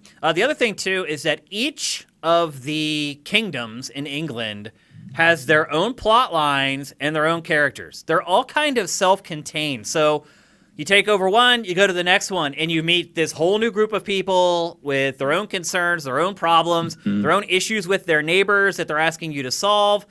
Take that one over, stack it, move on to the next one. And that's kind of how the game progresses. How do you feel about that? What that reminds me of is how, like, at a certain point in The Witcher 3, you went to Skellige and realized that, oh, there's a whole other World, everything here. Yeah. Like, it's a whole other political system. There's a whole other group of people that have shit they want me to do. There's a whole extra side of the story over here that's kind of almost unrelated to the story back home, but I gotta figure all this out so they'll join me so I can have, like, it sounds like they really are taking a lot of cues from that and how the story can, like, kind of unfold organically and matter depending on region. And there's a little bit of that in Odyssey, but this sounds way more robust and crafted. Well, the good news, too, is that they've found a very easy way to wrangle it all. There's just your clan, and that's what your allies are called. Your clan has an intel gatherer who basically is just a map screen that lets you go and look at all the different regions and kind of plot out your attack and things like that. So, again, the systems are tying into one another to help propel each of them forward, which is what the best games do, to be perfectly honest with you. But you forge alliances with other territories before you've even taken them over. That unlocks new story arcs. Obviously, if you're an ally of one territory and an enemy of another one, the ally's going to come to you if he has a problem with them. There's just a lot of opportunity for the game to kind of open up and in some cases be what I think Assassin's Creed should be and what it hasn't been, in my opinion, the last couple entries. And then the final thing that they touched on was combat, basically. We know a good bit about that already. There's charging maneuvers, two-handed finishers. We've talked about the axe before. As you build up your armies, you can use them to flank and interrupt the enemies, or at least distract them so you can come in and flank, which is great. That adds some strategy to the combat. For new perks and abilities, you get those from books, and special abilities, you get those from books. And there's I'm a little surprised your character can read. That's a good point, actually. And then you can upgrade tiers of that to get exotic gear and combat options. And in that vein, Excalibur is in the game. The legendary sword is somehow making its way into Assassin's Creed Valhalla. I was not aware that King Arthur and that whole mythological thing was set around the Vikings. Is that true? I mean, King Arthur stuff is set like way old, like 1100, like back way back then. So like that's the irony of the King Arthur thing is that like all the stuff we imagine about King Arthur with the plate metal and the horses with the like none of that existed until that's all late medieval period stuff. And King Arthur was like way before all that. I mean, King Arthur probably didn't exist anyway. It's just sort of an origin myth of the area. But like, yeah, this is about when that would be happening if it actually happened. So it actually lines up. Yeah, and remember they have the first civilization stuff here. It's like I'm sure Excalibur is a relic of them. I'm sure Asgard is some like secret buried place that you find that's actually one of their old cities or something. Like a Sayer or something, and they transport you there. They only showed like a very quick clip of it. They're like, and Asgard, and then you see Asgard, you're like, oh wow, okay. Well, it's just like how like like how Atlantis can exist in Odyssey or the underworld in That's the beauty Odyssey. Of sci-fi, man. It lets you do whatever the hell you want. Well, that's also the beauty of like kind of the people make fun of the Assassin's Creed story, but like the Animus thing, the future thing, and the use of like the ancient like kind of ancient aliens thing, like lets you do anything you want. Like that's all the mythological stuff can be real, all the gods can be real. You can also be like a historical recreation. You kind of get everything. Like it's a really smart way to do it. Even if every once in a while you have to pop out of the Animus and watch boring people talk about things you don't care about for about 10 minutes. It's good enough. Like Odyssey, you came out of the Animus like 4 times all across all of Odyssey. Like that, that's fine. Like I can deal with that. Well, I'll just say this: I am really, really excited for Assassin's Creed Odyssey. Are you? Yeah. Yeah, I also just want to see how it lines up to our animated prediction. Yeah, way more exactly. Way more excited for that than I was for Odyssey. Way more for me. Somewhat. Like, I don't know. Like, I think this feels like it's moving forward. I mean, I feel like Odyssey was like taking what Origins did and sort of gelling it better. This feels like more of a step forward in a lot of ways. It feels so like it's I taking guess the old stuff and the new stuff and incorporating it together into one compelling game. Yeah. And if that's the case, I honestly go back and forth between this and Watch Dogs Legion as sort of the thing I'm most excited, because they're very different takes on sort of the Ubisoft formula. Yeah. It seems to be more of a excited handcrafted. For Valhalla for sure. I'm more excited about the idea of Legion, but I feel like Valhalla is going to be the better game, if that makes any sense. No, it makes perfect sense. That's exactly how I feel. So it definitely, Watch Dogs will be more interesting. I think Valhalla is going to be the one that sucks me in. I feel like Valhalla. I feel like I'll finish Valhalla. I feel like Watch Dogs Legion I might not finish until I come back to it again at some point. I have a you know feeling what I mean? when we talk about it on GameFace, I will have finished Valhalla, and I probably will be like 12 hours, 15 hours into Legion when we talk about it. That's my guess. We'll see. But anyway, I feel like we're gonna like figure out all of Legion's tricks sooner. Probably. You know what I mean? Yeah. Like I feel like the systems in Watch Dogs are going to be easier to sort of exploit and sort of not as many hidden arcs, not as much choice. If I do this, is this going to happen? And I'll get this character, he can do this, this, or this, and that's about it. And so I can do that and this, and this thing. I feel like you're going to see how the puzzle fits together in Legion way easier than Valhalla. Look, I don't know why. I'm excited why for both. I think both games are going to be good, but Valhalla for me, if I had to pick one, for sure. Also, Valhalla's only flaw is that I'm probably still going to be playing Miles Morales when it comes out. No, and a lot of people are going to be that way for sure. I mean, that's just November, baby. Yeah. I can't wait. I'm excited for it. I'm really pumped to be like, man, I'm sitting here playing Valhalla, but I got Miles Morales here too. Like, I'm and we got Demon Souls. Exactly, and even all of it. Yeah, I'm really pumped. It's time for our last topic of today's show. I don't know if you guys remember back when they debuted the Xbox Series X for the first time.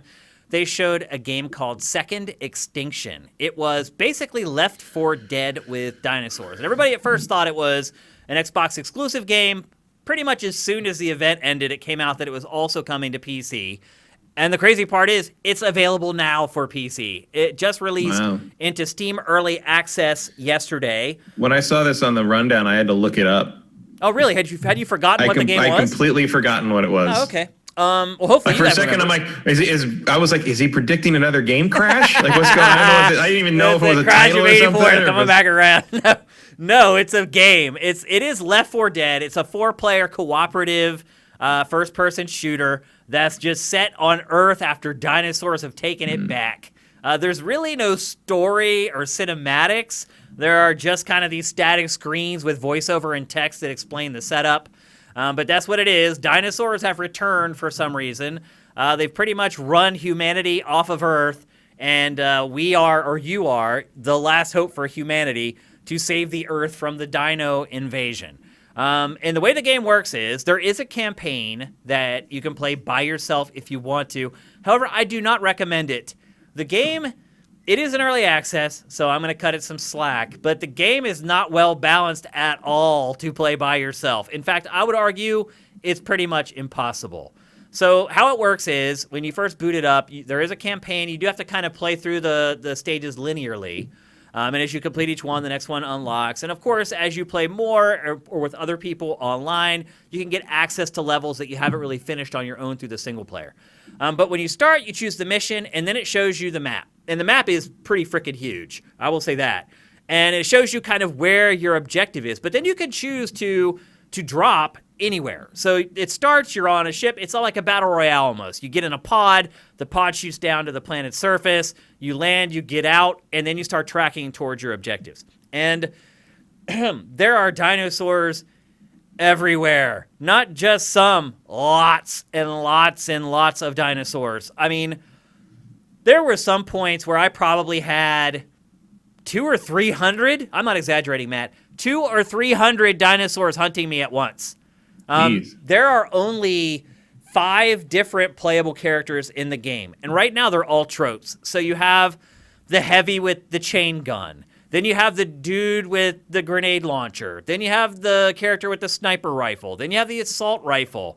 And then with each one of those characters also has sort of two specials, although one is more of like a buff, like here's a speed boost or here's like a defensive shield, and then the other one is like more offensive, what most people would consider like a special or a finisher.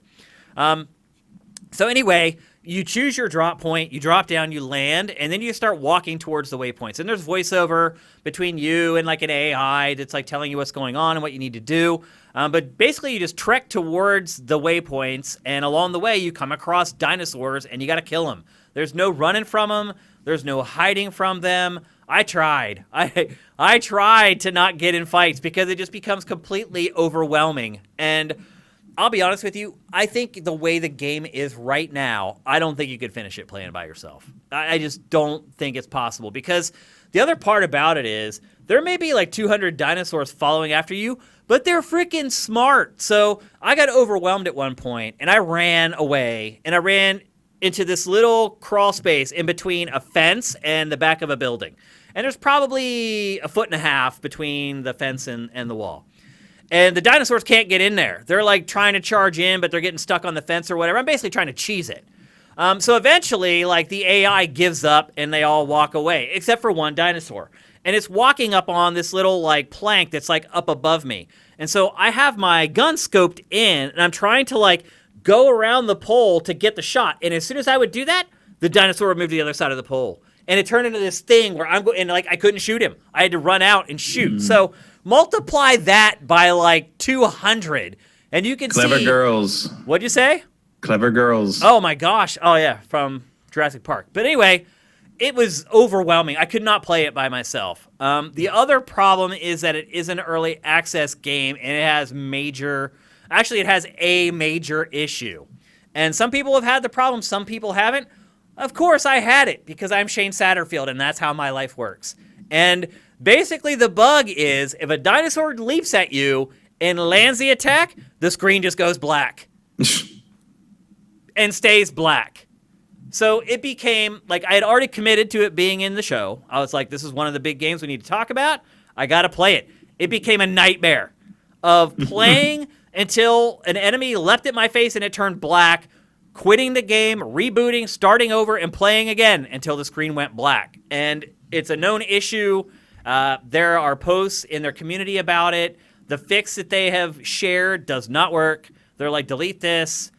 Basically, your save file is what they tell you to delete. I deleted that. I had to start the game all over again, starting with my gear and unlocks all over again. Didn't change the problem. So it was a nightmare playing through this, so I could tell you guys about it. But I will say this.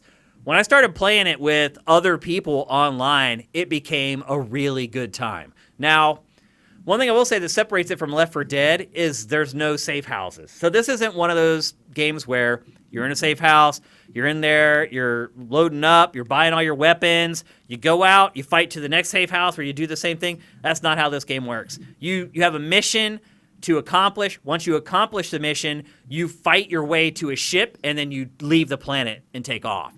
So it's not this continuous thing that you keep playing. It's kind of disjointed a little bit. But on the positive tip of that, if you're someone who just wants to play specific levels, then you're not kind of trapped in this like linear progression through the game if you don't want to be. The weapons themselves are pretty generic. I mean, they're your basic like assault rifle, shotgun, SMG, grenade launcher, pretty typical armaments. But your specials are more supernatural, for lack of a better word. Like one of the characters has like this like lightning storm that comes up from the ground and hits like a big area of effect all around them. I'll say this, the supers in this are far more interesting than the supers in G.I. Joe. I'll put it to you that way. But again, I still kept having the problems of the screen going black. Like I get in a game with like 3 people, we start trudging through it. I think I only managed to finish like 2 missions total between playing by myself and playing with other people. And even chatting with the folks who were on my squad with me, they were saying that some of them were having the same problem. So looks like they may have jumped the gun a little bit on early access. It's hard to believe that they couldn't have caught this, because literally the first time I played it, it happened. And then I Googled it, and up came the results from everybody else having the same problem. So it's got issues. They may have let it out of the oven a little too early, But I'll tell you that what I have played so far of this game is a ton of fun and very addictive.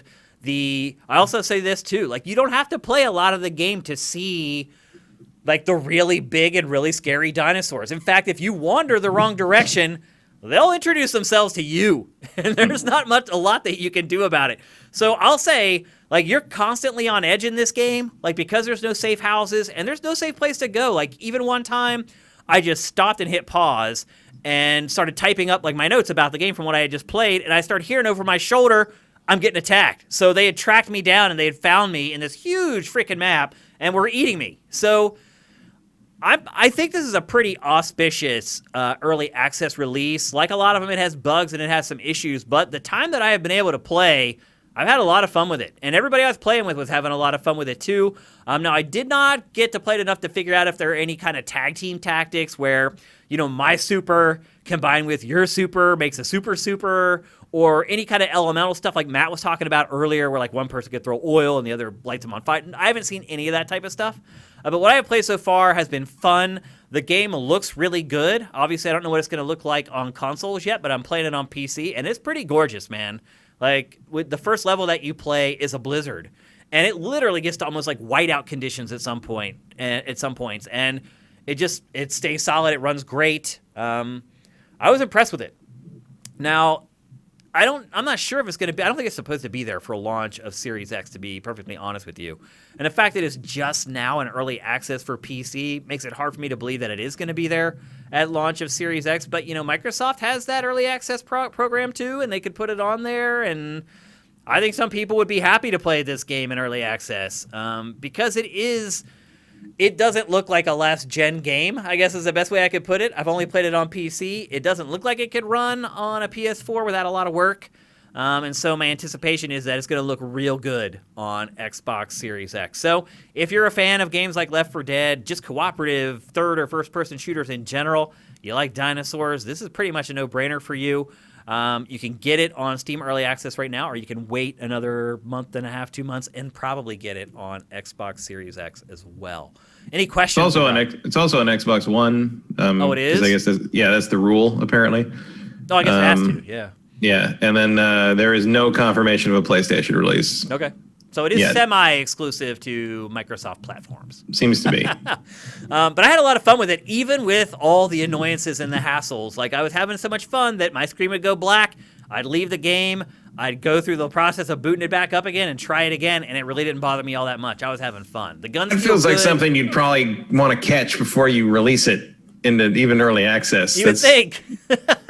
Because that's a bad bug. And again, it wasn't an isolated case like a lot of my bugs are. For whatever reason, I am a bug magnet. I mean, I'm still boggling over the roll pitch thing on Squadrons, which still hasn't been fixed. Oh, I thought it was. That patch didn't fix it, huh? That patch added some options, but if you put roll and pitch on the same stick, you're still only getting half input. The good news, Matt, though, is that it does look like they are staying on the project for a little bit. We had said last week that we were worried that they were just going to abandon it. It does look like they're doing something to it, so there's hope at least, right? Yeah. Well, and also I saw, I think it was Andy Mack, formerly of Game Informer, who said on Twitter earlier this week, that he's seen some of the other stuff Motive's working on right now, and we should all be very excited.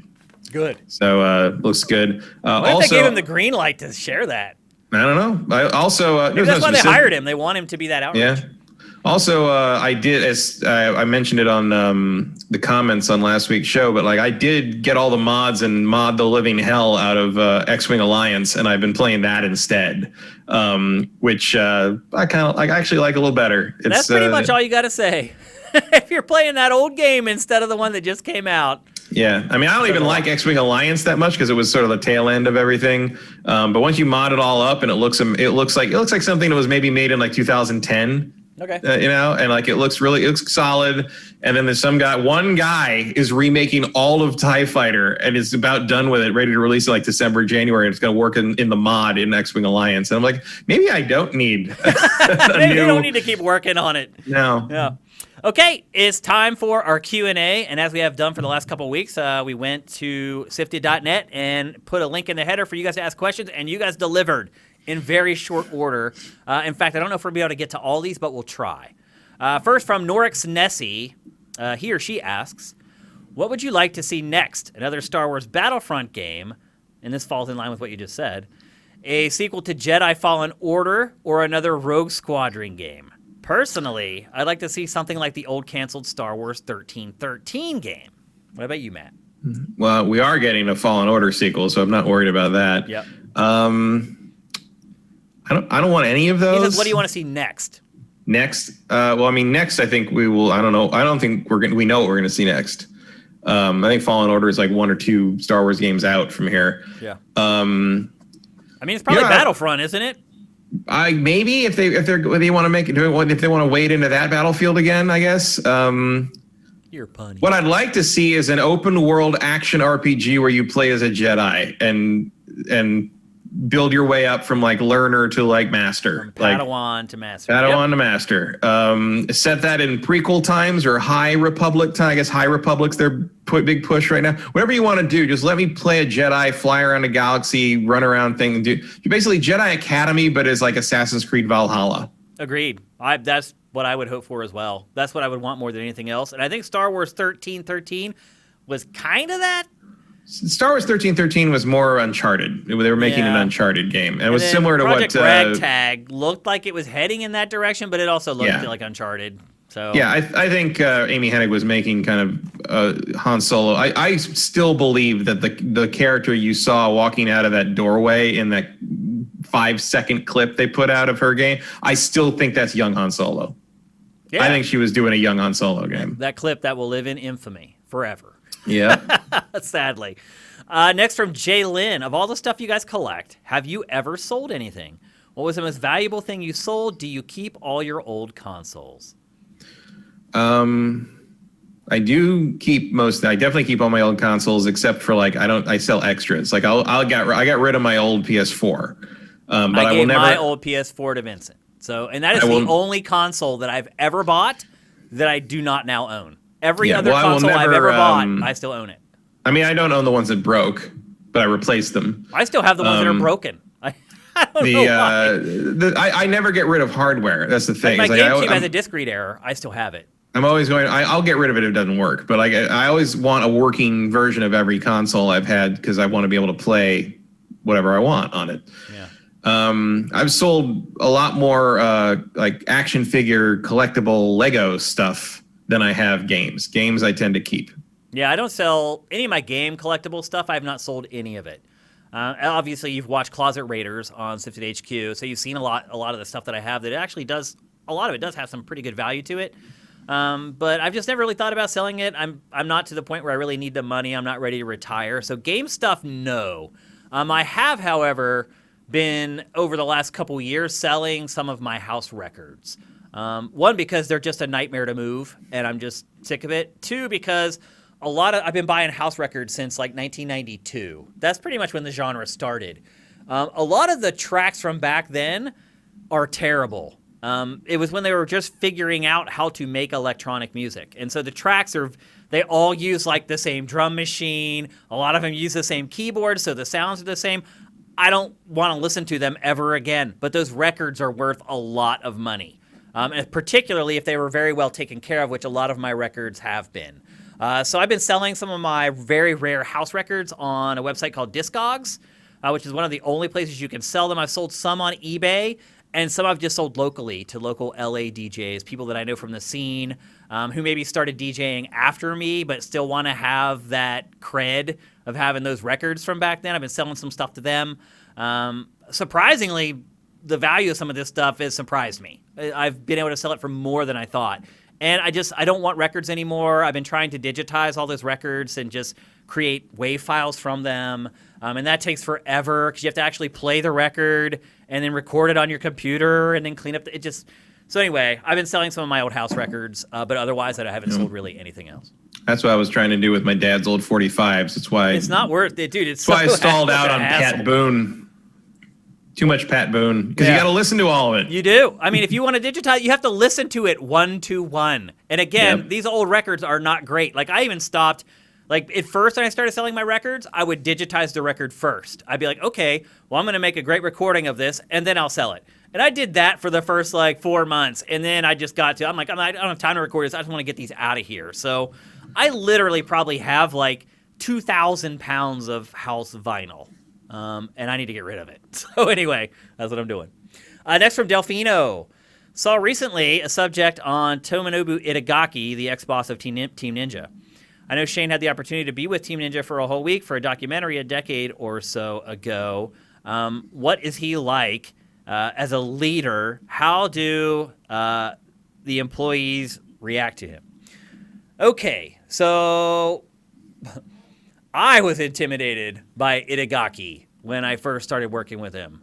He's an intimidating guy. He doesn't take his sunglasses off. He doesn't talk much.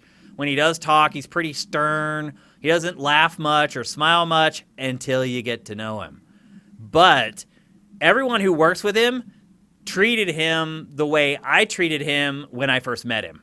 And they had been working with him for a long time. So I wouldn't say that I sensed fear from the employees at Team Ninja, but definitely a heaping helping of respect. You could tell that he was the king. He was the top dog, and he was the last decision maker on everything. We'd try to do an interview with him, and people would just be coming in every 10 minutes asking him stuff. So he was the head honcho there. It seemed like most people liked him, but it also seemed like some people were kind of afraid of him. I did not get the idea that working at Team Ninja was a whole lot of fun during the day, but working for Team Ninja at night was a lot of fun. So I guess you got to take the good with the bad. The most important thing that I could tell is that his employees respected him, without a doubt. They looked up to him. They respected his decision-making on their games. You could just see it in their eyes. So I think he's a good leader, honestly. I mean, you want respect from your employees. Otherwise, the inmates start running the asylum. And I think, honestly, his output speaks for itself. Obviously, after he left Team Ninja, not so much. But when he had a budget and a good team full of skilled employees, I think he was able to produce some pretty good output. So I like Itagaki. I know a lot of people are kind of afraid of him or intimidated by him. He and I kind of hit it off for some reason. I don't know why. But I could see a lot of people who interact with him or are around him are borderline scared of him in a lot of ways. So it was interesting to watch. And then that all swirled in with Japanese culture, salaryman stuff. And women not really working there back then. That was an interesting angle that we took, that he tried to deflect. Like, we asked him specifically to talk to women employees, and it took him a while to come up with one. And then when they did come up with one, he wanted to sit in for the interview when we were able to interview everybody else without him there. So, yeah, it was interesting. But I think my big takeaway was he knows what he's doing. His employees knew it. They respected him for it. And in some ways were intimidated by him for it. Next from Zet Saber. I read an article on Yahoo Finance about a CEO explaining during the investment call how having their employees work remotely from home have not impacted their productivity. Because of this, they are consolidating their office space rental, swinging this towards the game development industry. Will more studios be created where the employees work remotely across the U.S.? Abso-freaking-lutely. It's already happening. When we recorded Pack last week, he was talking to me about some developers that he had talked to, and all of them were like, there's no going back. Like, some studios have actually found themselves to be more productive when people were working from home. I mean, almost every study on working from home has always shown that it's more productive. Yep. Like, a lot of the reason that most of the complaints about working from home, other than kind of standard tech, like getting things to work, VPN stuff, that kind of those little snafus, that's one thing. But the people that complain the most about the working from home situation seem to be the middle managers, seem to be the people that I know from experience. It didn't have anything to do. It did have anything to do, but also the people that like to remind you a couple times a day that they are your boss, right? That they have power. Yeah. I think they miss that trip that they can sort of check in on people and stand over your shoulder and do the thing. Like the fact that gets rid of that, I think, is one of the biggest bonuses that helps productivity, because you're not worried about dealing with it. You can do stuff on your own time and all that. I mean, it's great. Yeah. I think that will definitely be a thing going forward. And you've already seen tech companies like Google and Facebook say, like, yeah, you don't need to come back maybe ever at this point. The only people that are not upset about that are the people like the power trip and middle management and anyone who owns office space. Yeah, because so my wife works for a gigantic company. I mean, gigantic. Like, they have 260,000 employees worldwide. To put that in perspective, Viacom, where I worked, which had MTV, Spike TV, Comedy Central, VH1, CMT, 30,000 employees. So her company is gigantic, and they are closing down locations all around the world. All around the world. They've teased her with telling her to go back to work like 5 times. They won't just commit to the rest of the year. It's like, okay, another month, now another month. And then finally, just last month, they're like, okay, the rest of the year. So, and now they're announcing, we're closing all these buildings. We're going to start consolidating. They're doing these like in-person head counts to figure out exactly what people do need to be there in person.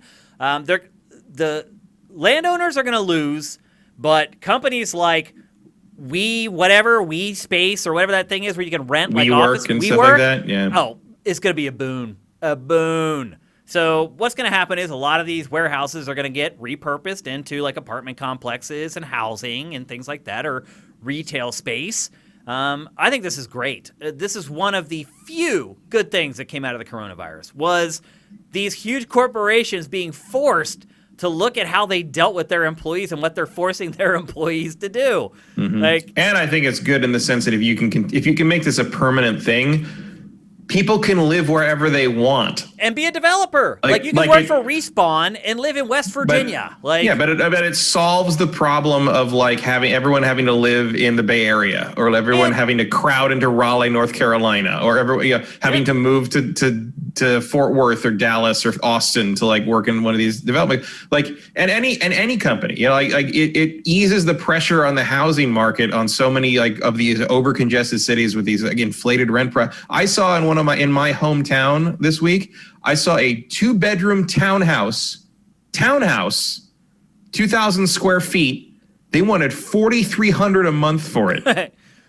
And it was 40 going miles outside of San Francisco, probably. We're 20 miles. We were 20 miles south, like mid peninsula, right where EA is. Yep, near Redwood Shores or whatever. Yep. That's where we're at. But all that's going to change. You alleviate all that by saying no, people don't desperately have to live here if they want a good tech career. They can be anywhere. Then stuff starts to get funky with like salaries, because companies they pay you more if you live in California, and if you're living in Kansas or West Virginia or Pennsylvania, they're not going to want to pay you the same salary you were getting paid when you lived in the Bay Area or LA. No, so there's going to be a lot of rebalancing how we calculate what quality of life versus cost of living is, because you just don't know. And you run into that a lot here too, where like cost of living can drastically change from zip code to zip code in some places in California. Just taxes alone. Yeah, property taxes alone. You're in Santa Monica, you pay one, you take one step towards West LA, you pay something else. And there's a big difference. Me about it. Yeah, you know better than anyone. I just got that bill this week too. Yeah. Next up from Joaquin Dragoon. What is your opinion on games as a service this generation? Which ones did you like the most? Good question. We're at the end of the generation. This was one of the big paradigm shifts for Generation 8. Mm-hmm. I like them. I'll say that. I do not dislike them. And generally, I enjoy them. As far as the ones that I like the most, I've been pleasantly surprised by the fact that the first couple I played were the ones I enjoyed the most. So I would say like Destiny 2 and probably The Division 1 or 2. I played 1 more, but 2 is definitely the better game. But those are probably the 2 games as a service I stuck with the longest. What about you, Matt? Yeah, I mean, I think those are the 2 I probably like the best. I mean, I liked Avengers, but I didn't like the game as a service part. Nope. I like the campaign. I like the campaign. I like the single player stuff from it. Yeah. And so did everyone else, it seems, apparently. by the drop off on that. Yeah. Yeah, I guess so. I mean, otherwise it's just stuff that kind of some MMOs that I liked from that predate this generation, like The Secret World or SWTOR. Yeah, I mean, Destiny 2 is about it, really. I wanted to like Anthem, but it wouldn't let me. I enjoyed Anthem, but we haven't heard any hide nor hair of that reinvention, have we? We won't, I don't think, for a while, unfortunately. Well, they said like a year, but yeah, You got to wonder how long they're going to be willing to throw good money up. Yeah, the bat, I wonder if in a year's time, if they're like, you know what, this is still a good use of our time. I struggle to believe that. They'd be better served at making a sequel. And yeah, I guess Destiny 2 is probably the default answer there. Yeah, I think probably for a lot of people. Everybody's first. Their first crush. I kind of liked what Capcom was after with Street Fighter V, that they kind of used that for, like earning fight money to open the new. But in the end, I thought it wasn't very well balanced, and it mostly just annoyed everybody. So I guess it probably wasn't that successful. Yep. And here is the final question, and it comes from Grim. Ghost of Tsushima is getting a hefty patch with some free multiplayer added this Friday. Don't forget that, including co-op story modes. Is that something of interest enough to draw you back in, or do you gather Sucker Punch is a tad late for adding something like this? I'd agree with that. It's late. But the game is big, and I will say this, I still have not finished it, and I'm a little ashamed to admit that. I have not finished Ghost of Tsushima yet. So for me, this stuff is irrelevant until I finish the campaign. What about you, Matt? I mean, I'll probably go back and try it. I will probably wait until I have a PS5 to do that. Yeah. Because I want to see what it looks like, and the save will transfer. Beautiful, yeah. So that's bonus. Because I did finish it. Because Mitch and I did the spoil on it, I think. Yeah. The New Game Plus stuff is cool. There's some fun stuff that's only in New Game Plus on this patch. I like that. A little reward or interesting carrot on a stick to play through it again, which I might do one day. The new stuff, like, I don't know, if you have to play a co-op, I may not be so interested in that, but if you can go through it on your own, I'll try that. But I like that it's getting free support. Yeah. Moving on, it's an indication that it was indication that it's successful. More stuff from Sucker Punch is good, and I really, it's one of my favorite games of the year, so more of it is a good thing. I'll just have to wait and see. I haven't really been paying a huge amount of attention to the update, so I just have to wait and see if I can play it without other people. That's basically the Well, it is coming Friday, so get ready. Clear up some space on your hard drive if you need to. I doubt the file's going to be all that big, but we don't know. I mean, there's still some kind of mystery around this. We don't know exactly everything that's going to be in it. So. All I know is you can have a dog army now. So that's right. That's true. And you can pet the dog now, right? Yeah, you can pet I don't think there were dogs that you could pet before. You can pet the foxes, but you couldn't pet the dogs. Yep. So there you go. I think all the dogs were enemies before. Think we're getting more DLC from this, or you think this is going to be it? I feel like this is probably it. Yeah, I think so too. I don't know what else you do. Gen, man. It's like, it would be kind of cool if they did release an expansion that was like optimized for PS5 or something like that, but otherwise. Yeah. I mean, I don't know. It depends what Sucker Punch wants to do next, or what they want Sucker Punch to do next. Yeah, that's probably the better question. Yeah. All right, so there you go. That's GameFace episode 232 on Sifted Games at sifted.net. Again, I really do miss doing the show live with you guys. We're hoping we can get it back here in a couple weeks. But in the meantime, please head to twitch.tv/siftedgames and subscribe to our channel with Twitch Prime. It's really important to us, and we are way behind because we've not been live streaming the show.